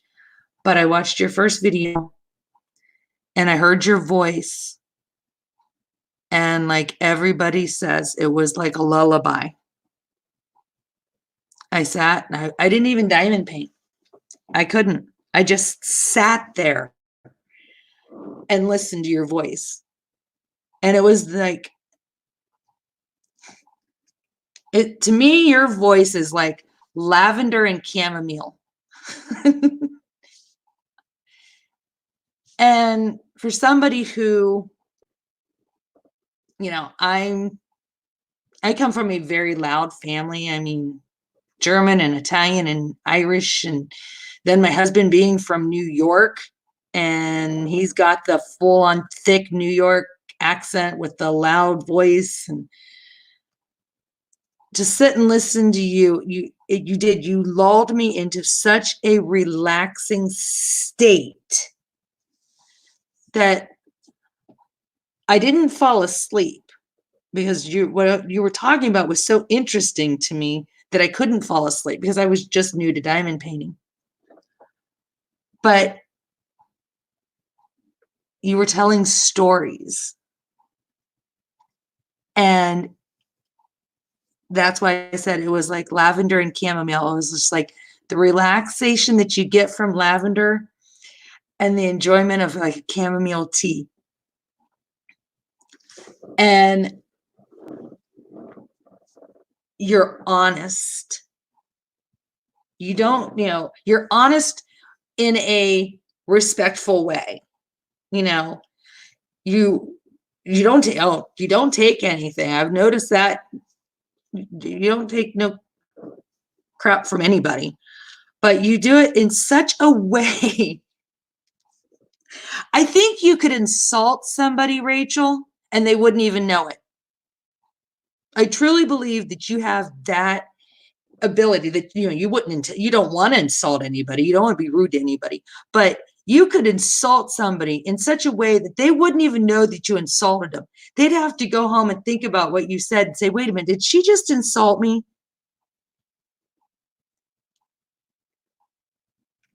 And I don't know, it's just listening to your stories of both of being in Korea and Ireland, and hearing the story on how you and James met. Those are just, it's really cool, especially because you are abroad. Yeah, you may be an American, born and raised American, but you're living a life that so many people would love to live. I mean, you're doing things that people only dream of doing. So we kind of get to live vicariously through you.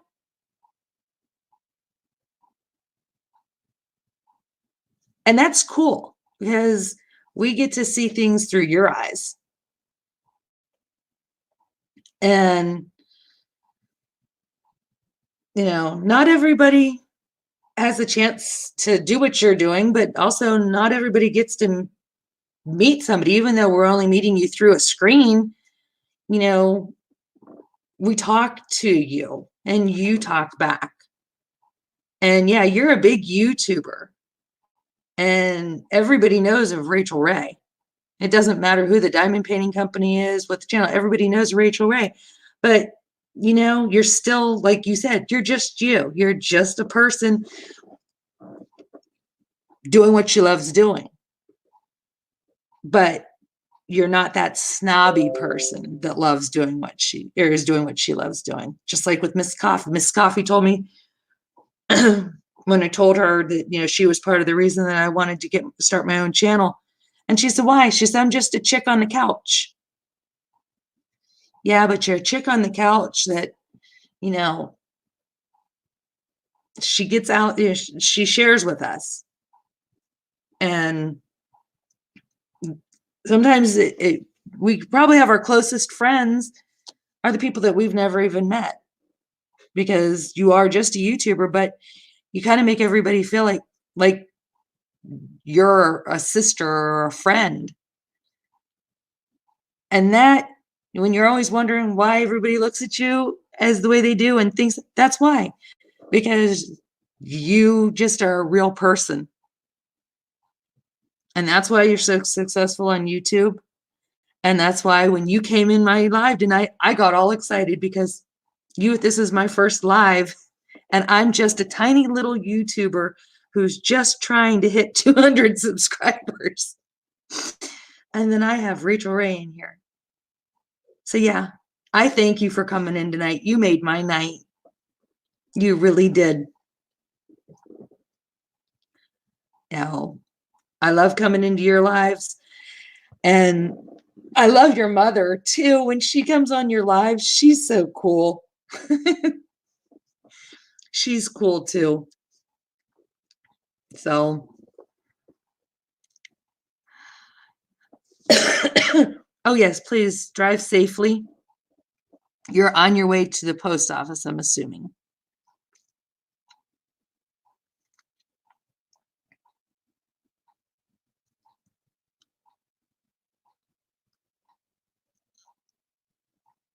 And yes, I'm a talker. That could be one of my disadvantages here on YouTube is I spend a lot of time alone.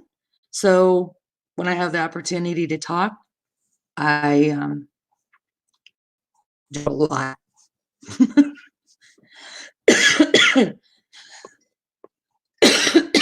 Excuse me.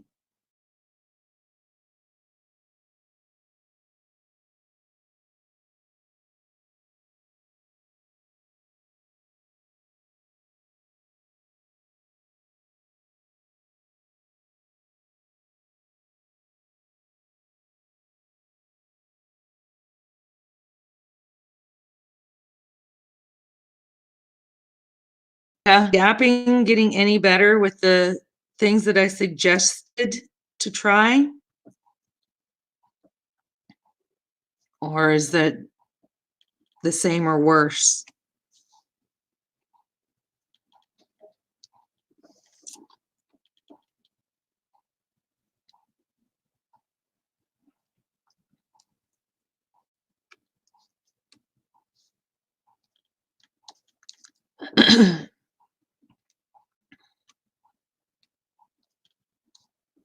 One more second. Gotta let the dog back in.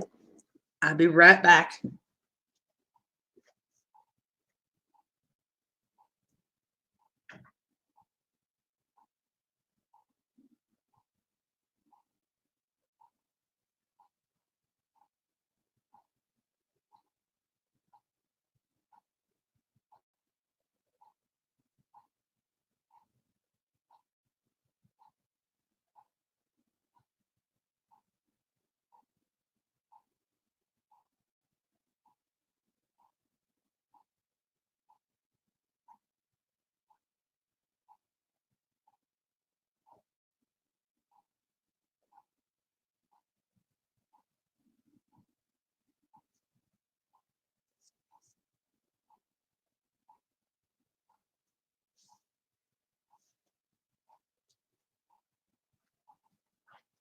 There. You back? You cold, aren't you? All right. One more second and I will be right there.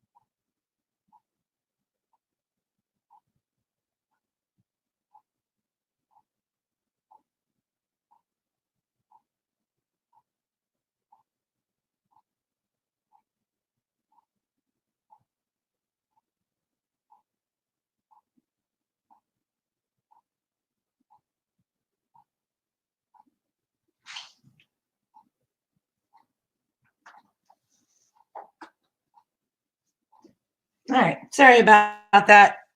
I just had to run and check, make sure that my pool was running because we had to change our pool time when it circulates. So we got a new pool pump, and excuse me.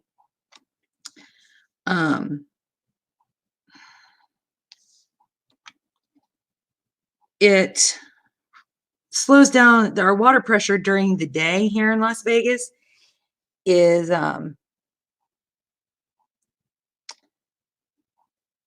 drop off done and now must pick up and drive home. The water pressure here isn't real good during the day here in my part of town. It's an older part of town. It's about 22 years old, this community, but the water pressure isn't good when everybody's using the water throughout the day. So when I run my pool, it reduces our water pressure even more. So we've changed the setting and to run at night. And I just had to make sure that my pool was running. So that was what I had to check on just now. Be safe driving. If it's raining, Rachel, take your time.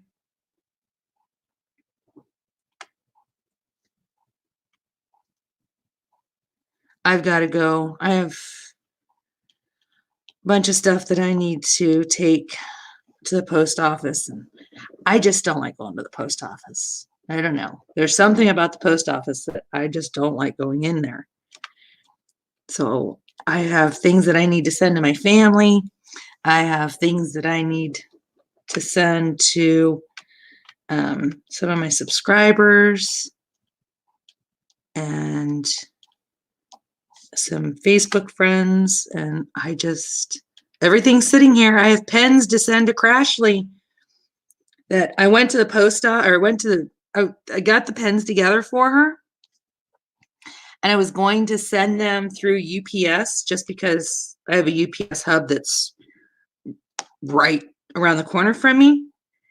And to send her 25 of the blue or pink pens that come with the kits so she can make her pens, to send 25 of them from Nevada to Missouri, it was going to cost me $22 through UPS. I was not about to spend $22 to send pens to somebody. We don't even pay for these pens. They come with our kits. There was no way. So I told her that I would check with the post office, which my post office is like 9 miles from here. No, not 9, about 8 miles, about 7 miles. But because it's where it's at in the city, it'll take me a half hour to get there because of the traffic. So, and I never go to that end of town. There's nothing at that end of town that requires me to go. So I haven't gotten them sent to her yet, but I need to because she's making pens like crazy and she's going to need them. But then you said, I also have 9 other packages I have to send. So I'm just going to have to get my button gear and do it. UPS is a ripoff, but as much of a ripoff as they are, I can tell you that my UPS packages come to me in better shape than my USPS packages do. I mean, our postal carriers, I don't know what they're doing to our mail packages beyond the fact that they're trying to shove packages in mailboxes that have no place in mailboxes. There's no room. I've had like 3 or 4 diamond paintings that I've received that they've actually folded the bag in half and shoved it in my mailbox. I'm like, we don't have mailboxes on our door or, in front of our house or anything like that. We have at the end of our road, because we have like 18 houses on my street. And I live on a cul-de-sac. So we've got on the end of the cul-de-sac, I mean, my street ends into a cul-de-sac. I live on the opposite end of the cul-de-sac though. So on the cul-de-sac end, there's at the very end of the cul-de-sac, there's a mailbox thing that has 9 mailboxes in it. So for like one side of the street or one half of the street, like, so I guess if they cut this, went right down the middle of the street, one half would be those mailboxes. And then for like my half of the street, there's a mailbox set up where there's 9 mailboxes at that end. And they're just small, small little cubbies. But then there's 2 parcel spots at the very bottom. Now, from where my house is to the mailbox, it's like 50 feet. So this mailman or mail lady, mail carrier, I won't be gender specific because it changes, but my mail carrier could walk those 50 feet. I mean, she has to drive past my house to get to the other end to those mailboxes. So why can't she, if I have a package like that, why can't she just come to my house and ring my doorbell or, put it in front of my door? Why does she or he feel that they have to fold this thing in half and jam it in the mailbox, along with all the other mail that's now getting all crinkled up and ripped and disfigured?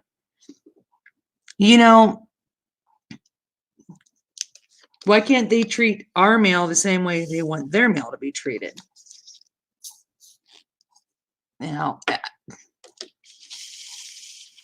I mean, I know they have a lot of mail to deal with, but UPS, they may be a ripoff, and they are, and I hate paying their prices and I won't, but I can say at least my packages come, in better shape than they do through UPS.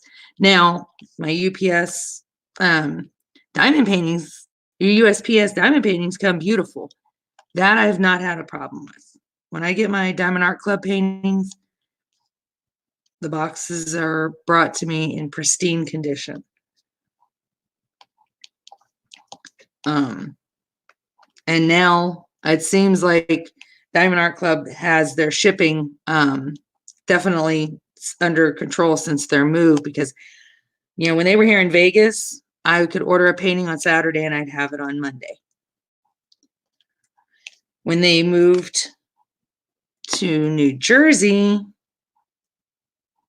there was time when my first few orders when they first moved, when they would have their new releases and I would order them on Saturday, I wasn't getting them until the following, like a whole week, Monday. So it was taking, I'd ordered on Saturday and I'd receive it a week from the previous or next Monday. And that was getting frustrating. And then I had one that around Christmas that I ordered it. It wasn't Christmas, excuse me. It was Thanksgiving. I ordered it November 24th. I was supposed to have it on the 29th, and I never received it. It completely got lost. And I talked to Diamond Art Club, and I guess UPS picked up a pallet from DHL, and it got lost because they didn't get scanned in. So they completely got lost. So Diamond Art Club canceled my order and refunded me my money. But of course, the painting that I had ordered was out of stock. So I had to wait for it to come back in stock. And it was almost a month later, because when they refunded me my money. They told me, they said, well, if the painting shows up, to contact them. So I wasn't here when it showed up. I was out of town for Christmas. And I got a notice from Diamond Art Club that my package had arrived and was delivered, and they wanted to know if I wanted a shipping label to return it to them or if I wanted to be billed. Okay, I'll look, Bianca. Well, of course I wanted the painting because it was still out of stock, online. So I went ahead and I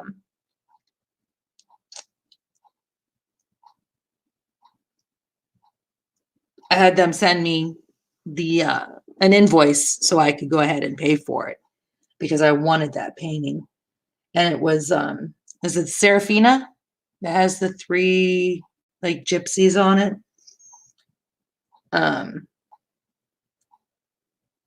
Yeah, see, these don't look bad, Bianca. This is how. Can you show me what? Can you put your light pad on, Bianca, so I can see it better with the light pad? Just so I mean, I can see it without the light pad, but I want to see what it looks like with the light pad too, if possible. But yeah, that was frustrating. Now, since then, yeah, I order on Saturday. I have them the following Thursday. So Diamond Art Club was able to get the shipping, situated. And that makes it a lot nicer because now I'm going to be stalking the mailman for my pen, which I'm sure will probably take a little bit of time because with all the orders today on top of the gifts that us Diamond members got, I'm sure it might take a little longer, but I'll still be stalking that mailman, mail lady, mail carrier. Oh, you sent 2 photos? I only seen one. Let me see. I need to scroll down. Oh, there it is. Okay. All right. Well, you're going to see some of those spots because you still have open areas. I mean, some of them are pretty crooked, but you know what? From the way it looks, it doesn't look like it's the drill. It looks like it's the placement. It really does. I don't know if Rachel can see this or not. Probably not. And she's driving. But, and it's blurry. But if you look there, I don't know if you can see this, Rachel, and when you get, if you can get a chance to comment, I don't think it's so much the drills as it's just the way that they're placed. I would still try and checkerboard it. But I mean, there's, like she said, there will be some shrinkage over time, but I think you might want to do a checkerboard on this. Okay. Are you able to see this then, Rachel?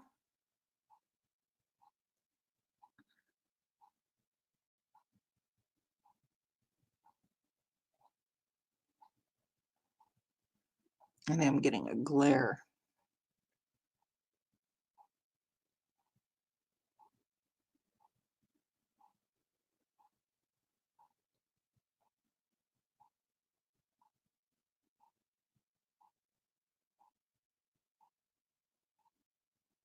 Yeah. Because I mean, some of them look really good and some of them are. That's what I looked at.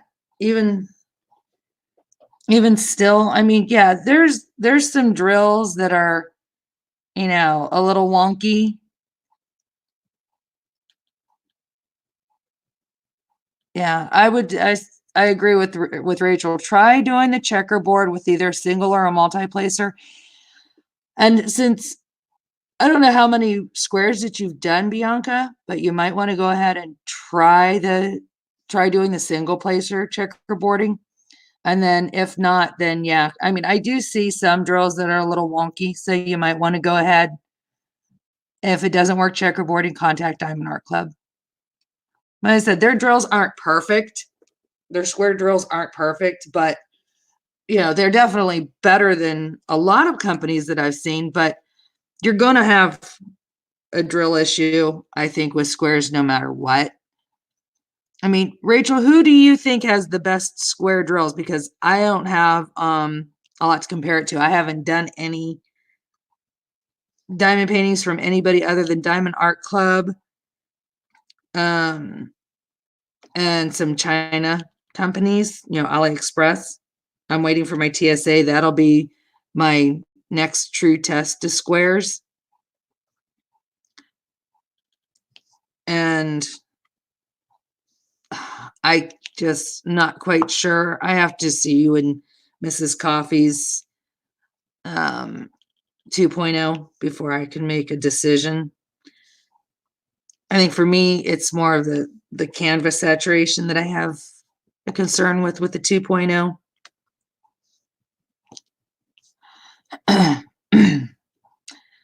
And that's what I told her too.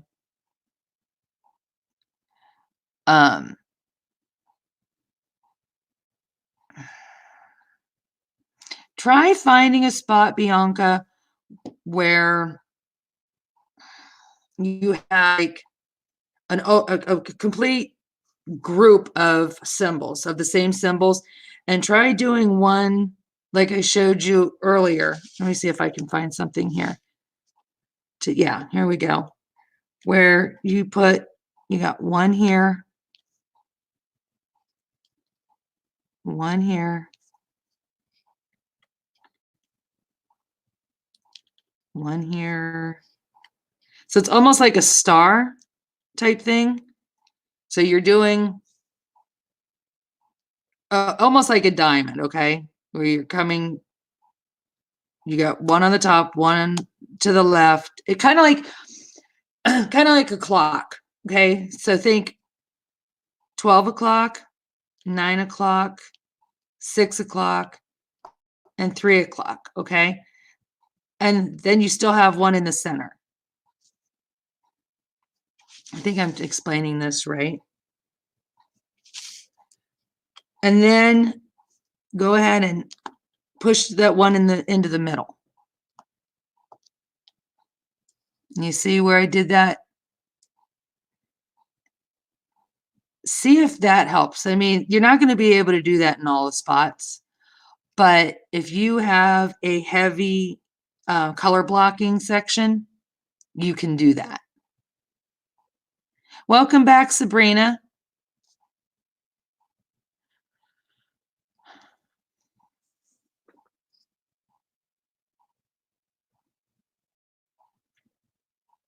Oh, yeah, that's right. And now you've done a TSA before, Rachel, right? Or you've got one and you just haven't done it yet? Because I know theirs is a mounting adhesive. It's not the double-sided tape, and it's not the poured glue. It's something kind of in between that. Is that going to be the same type of issue where there'll be spacing, but then it will shrink?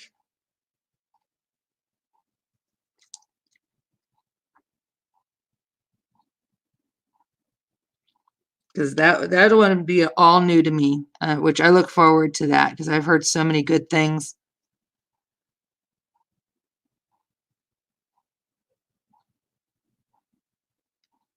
On which they'll fit more snugly when this. Oh yeah, that's what I've told her too. Anytime that you have things out around it, because as you're putting them on, you're kind of pushing them, squeezing them together. And I also told her we don't want them too close, because when they're too close, that's when you have the popping.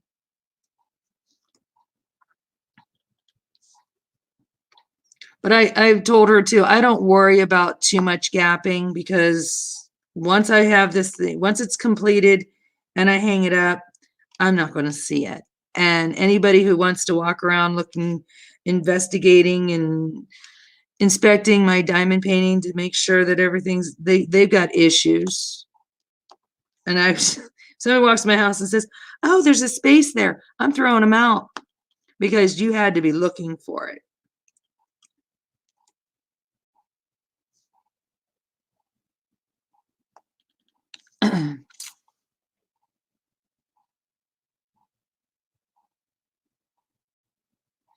Okay.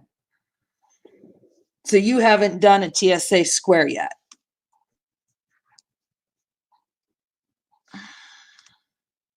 I haven't done a TSA anything yet.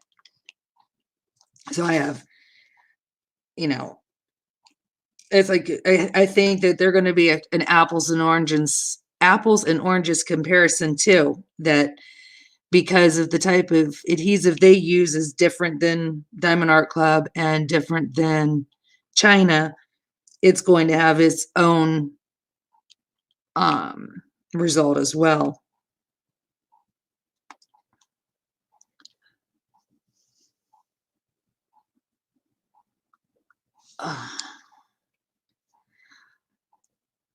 But Bianca, like I said, I don't know how many how many squares you've done. It takes time.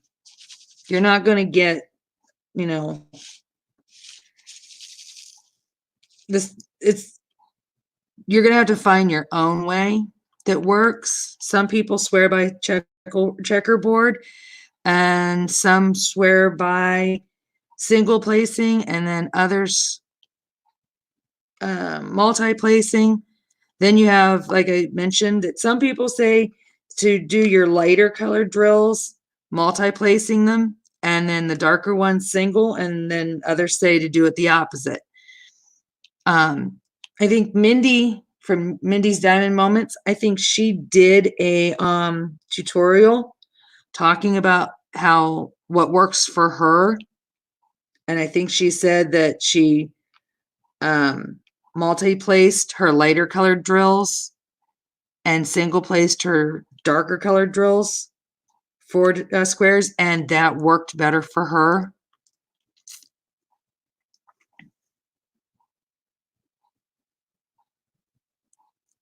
You're trying to decide which is this one that you've already started, Rachel, or is this going to be a kitting up and a new start?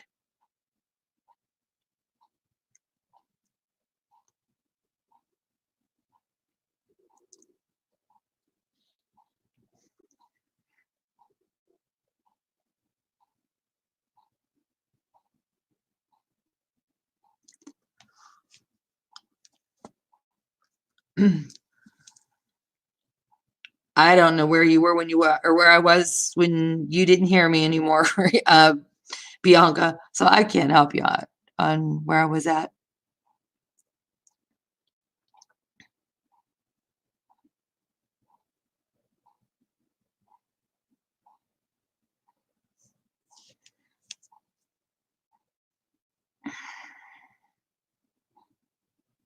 That's why I was going to ask her if we could help her decide. He said, I don't know if this is a new one that she's starting or if she's got WIPs that she still needs to complete. I just wanted to make sure I wasn't froze up.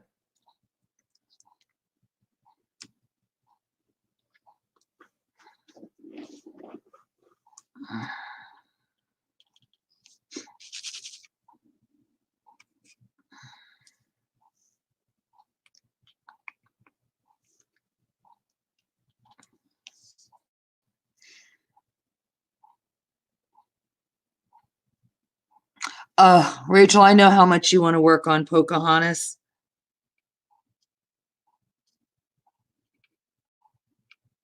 But then you got your secret who can too. Which one are you closer to being finished with?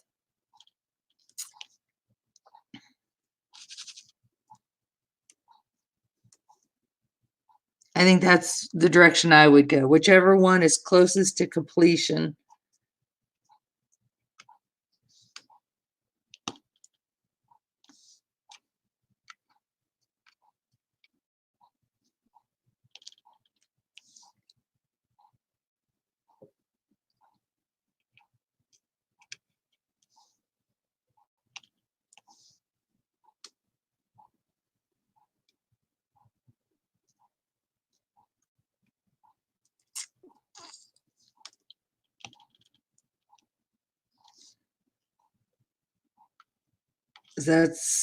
I have,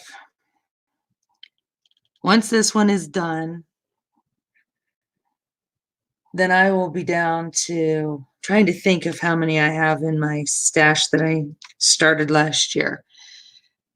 I started the Bambi's family, but when I say I started it, I mean, I literally opened up. I had brought it to Arizona when we went for Thanksgiving to see my father-in-law. I brought it with me, and trying to diamond paint there is not easy because, of course, you don't have the setup that you're accustomed to at home. So I maybe laid 25 drills down, and that was it, and then put it away.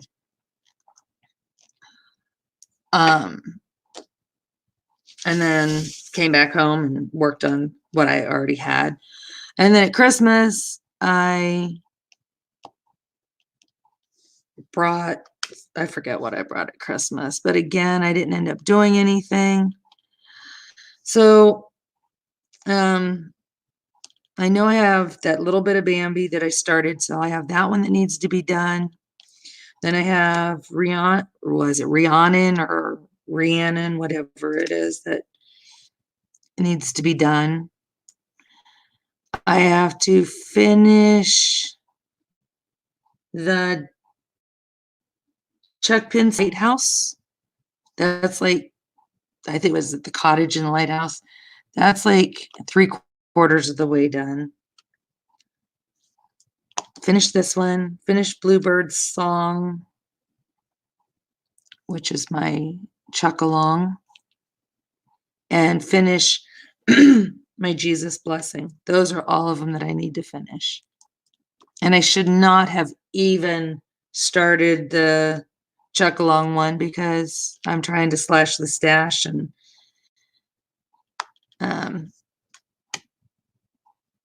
but I was already doing, I couldn't just do one that I was already starting on. It had to be a new start. So, yeah. I have 5 stash that I need to finish. And 3 of them are Chuck Pinson's.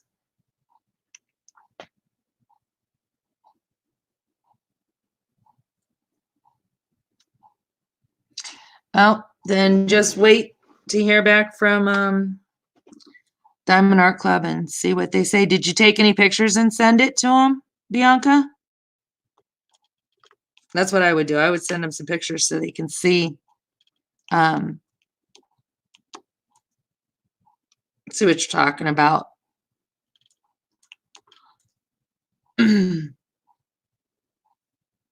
Yeah, and that's true, because your Pocahontas is bigger than your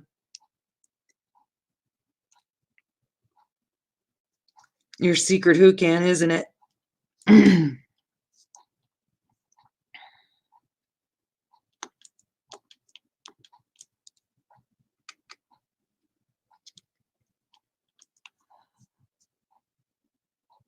Oi, I cannot believe. What is my son doing up? It is 25 minutes till 4, and my son is still awake.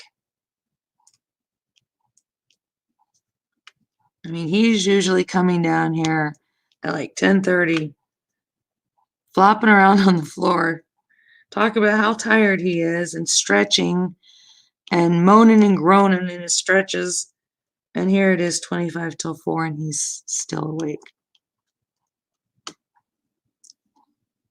That's not like him. Yes, Rachel. Yeah, these chucks are confetti nightmare.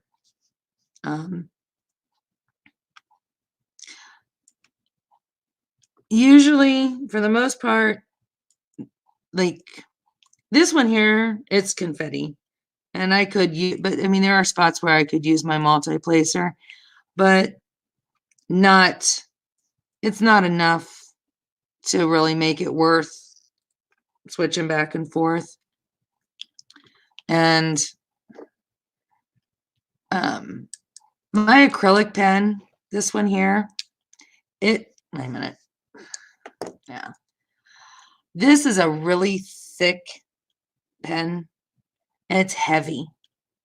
So, I mean, I like it. It's a beautiful pen, but being heavy and being so thick, after a while, it hurts my hand. And this one, I just got it at Joann's just so I could check it out, see what I thought about it. And it's actually a pretty comfortable pen, but it doesn't have a multi-placer. It's got a diamond at the top. So, to have to switch back and forth between the pens, I just haven't been multi-placing. There's just not enough spots. I might find a section that has maybe 6 or 8 of the same drill or same symbol. Now, the Bluebird song, no, that is confetti hell, I think is how Mindy describes it.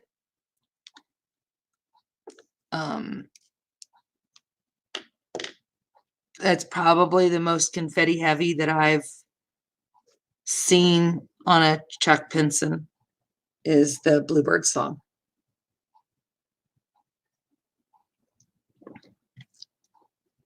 Beautiful, and it's nice that it's round because it's quick, but it is definitely confetti heavy.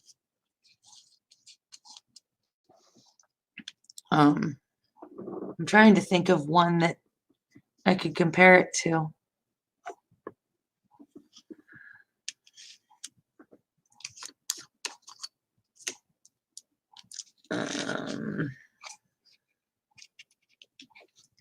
What was that? The one that Mrs. Coffee did with the owl? Is it Mother Time? Yeah, was it Mother Time? I think that was if that's the one I think it was confetti heavy. Yeah, that there is still not as confetti heavy as a Chuck Pinson. And like I said, I've got 5 sections as big as the replacement paper or the release paper left of this painting. And I have, that's like the middle. What I'll have left to do will be roughly about this part here. Everything across here. Because this section here is actually this right there. So, yeah, it's going to be the water. This whole strip across here, it'll be the water and the sailboats that I have to do. Yeah. So I have this little bit here and then 4 more sections to go on that. And I'll be glad to be done with the green because there's been a lot of green in this painting. I'm ready to see another color.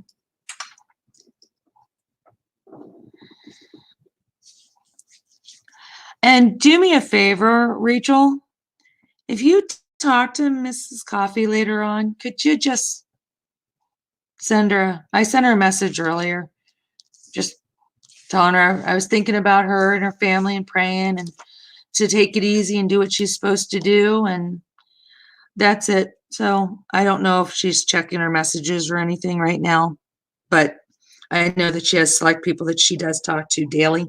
So just Just tell her she's in my thoughts and prayers, as well as the rest of the family, please.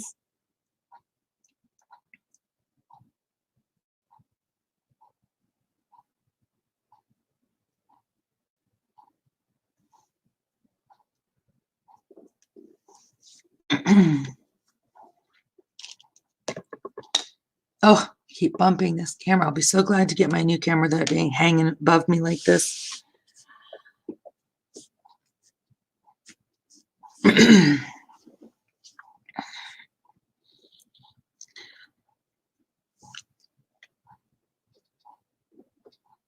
Now, are you going to be doing your painting for your WIP-n-Chat, Rachel? Is that what you were trying to decide on? Which one to do? I appreciate it. Thank you.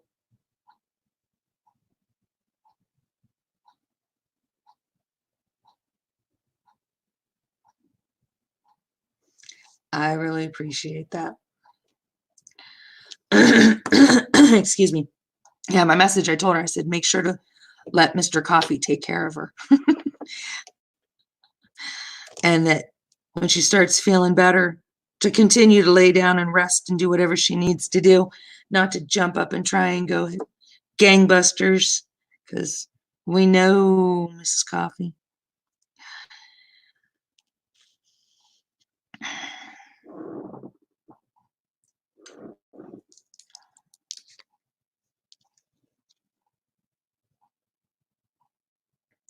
Yeah, there you go. Bright and colorful. That's why I'm trying to stick to all these, because trying to get all my bright and colorful ones done that are my stash, because I'm thinking of doing the Enchanted Forest for the summer. I was going to wait until the fall, but I want to do that one so badly. So all my colorful stash I want to get done now, because after I do the Enchanted Forest, I'm going to want some really bright paintings. And I'm not starting any new ones until these ones are done. So God help me when I work on that Enchanted Forest. 165 by 55 of nothing but 939s, or no, it's not 939s, it's 3371s, is it? And all the green, well, the little green. That one is insane. I think there was 13 bags of 3371s in Enchanted Forest.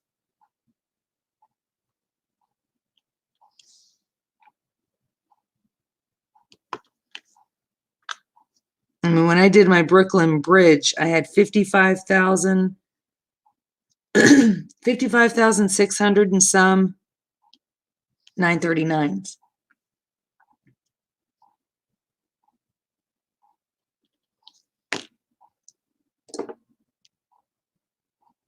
It was like 22,000 and some 310s. So yeah, the Enchanted Forest will be a lot of fun. I will be wanting as bright colors as I can get once I do that one.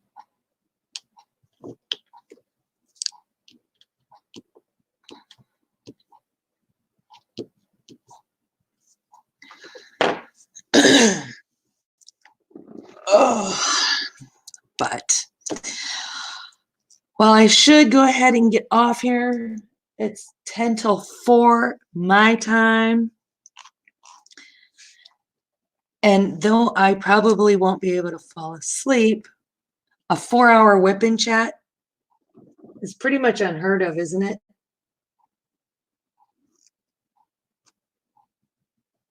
I mean, 4-hour live, I should say. Who does a 4-hour live? And I told my son to actually make this a Monday night WIP-n-Chat live for my title, and he didn't. Yeah, 4 hours and 10 minutes. And I said in the beginning of this, yeah, I'm probably not going to be on here for very long. I lied.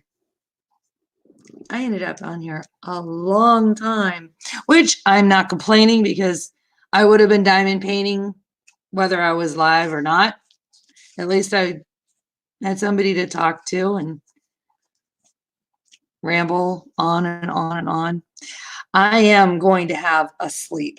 I mean, I'm going to try to have a sleep. I probably won't be able to fall asleep right away, but I thank everybody for coming in, especially it was great having you come in, Rachel.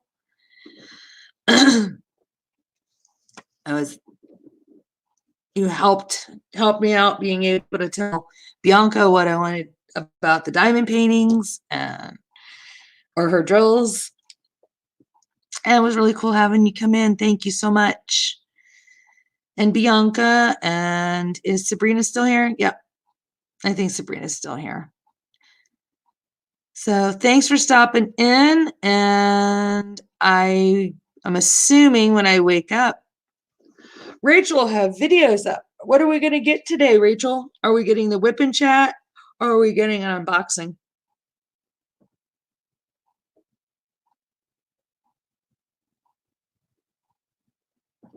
Oh, that's right. Gigi, Ginger does the 4-hour lives. I forgot about her doing this. She hasn't done one in so long. But what will I wake up to? Am I getting a WIP-n-Chat or am I getting a unboxing? That way I can be ready with my coffee. Oh, yeah, anytime. My lives are going to be late now because my husband, I can't do lives during the day because he's going to be sleeping. He goes in at 12 midnight and it works till noon. Oh, it's special. We get to have a special one. Is it diamond painting or is it cross stitch? Which I love the cross stitch. I can't cross stitch. I've tried and I'm not trying anymore.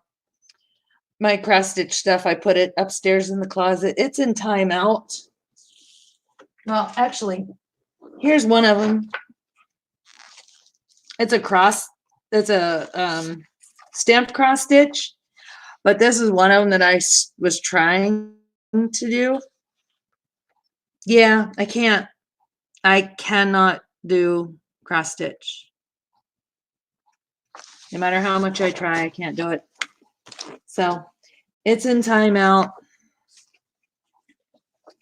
I don't know if it'll ever come out of timeout, but it's down here for now. Let me see. Because like I said, I thought doing a stamped cross stitch would help me. Look at this though. This here kills me. Why is it green? I mean, look at this. This is pathetic. It is so green. Even though it's actually white, you know, the thread is white for the rabbit, but yeah, I don't understand. I can't grasp the concept of where to start and end, and my brain can't wrap around it. So maybe one day I'll go back and try and figure it out. I've tried watching YouTube videos, but most of the videos that I see, their hands are in the way. So I'm not really getting a real good view. And I just get confused and my tension is off too.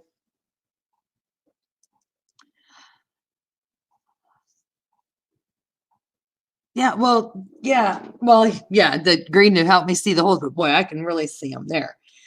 But I keep splitting my thread when I go through, and my X's don't look like, they don't look like X's. They look weird. My tension's off in some spots. Sometimes it's tighter than others. Other times it's looser. So it's not uniform, but so it's going to be nail related. Very good. I'm anxious to see what you've got coming on your channel. So you go and get yourself your hot tea or your coffee. Give Luna a head scratch and ear scratch for me. God, I love that dog. I love the way that she looks at you when you show her, the way she just looks up at you. She would love to know what she's thinking. So thanks for stopping by, and I'll be having my lives probably late night Monday nights like this. So if you ever get a chance, I will send notification out on both Instagram and my Facebook channel, and it'll be scheduled here on YouTube. So you guys take care. You have a wonderful day, Rachel. And Bianca and Sabrina is getting ready to go into her evening, I think. She's on guard duty. Very good. See, she does her job well. She knows what she's supposed to do. And I will talk to you all soon. So take care, guys. Till next time.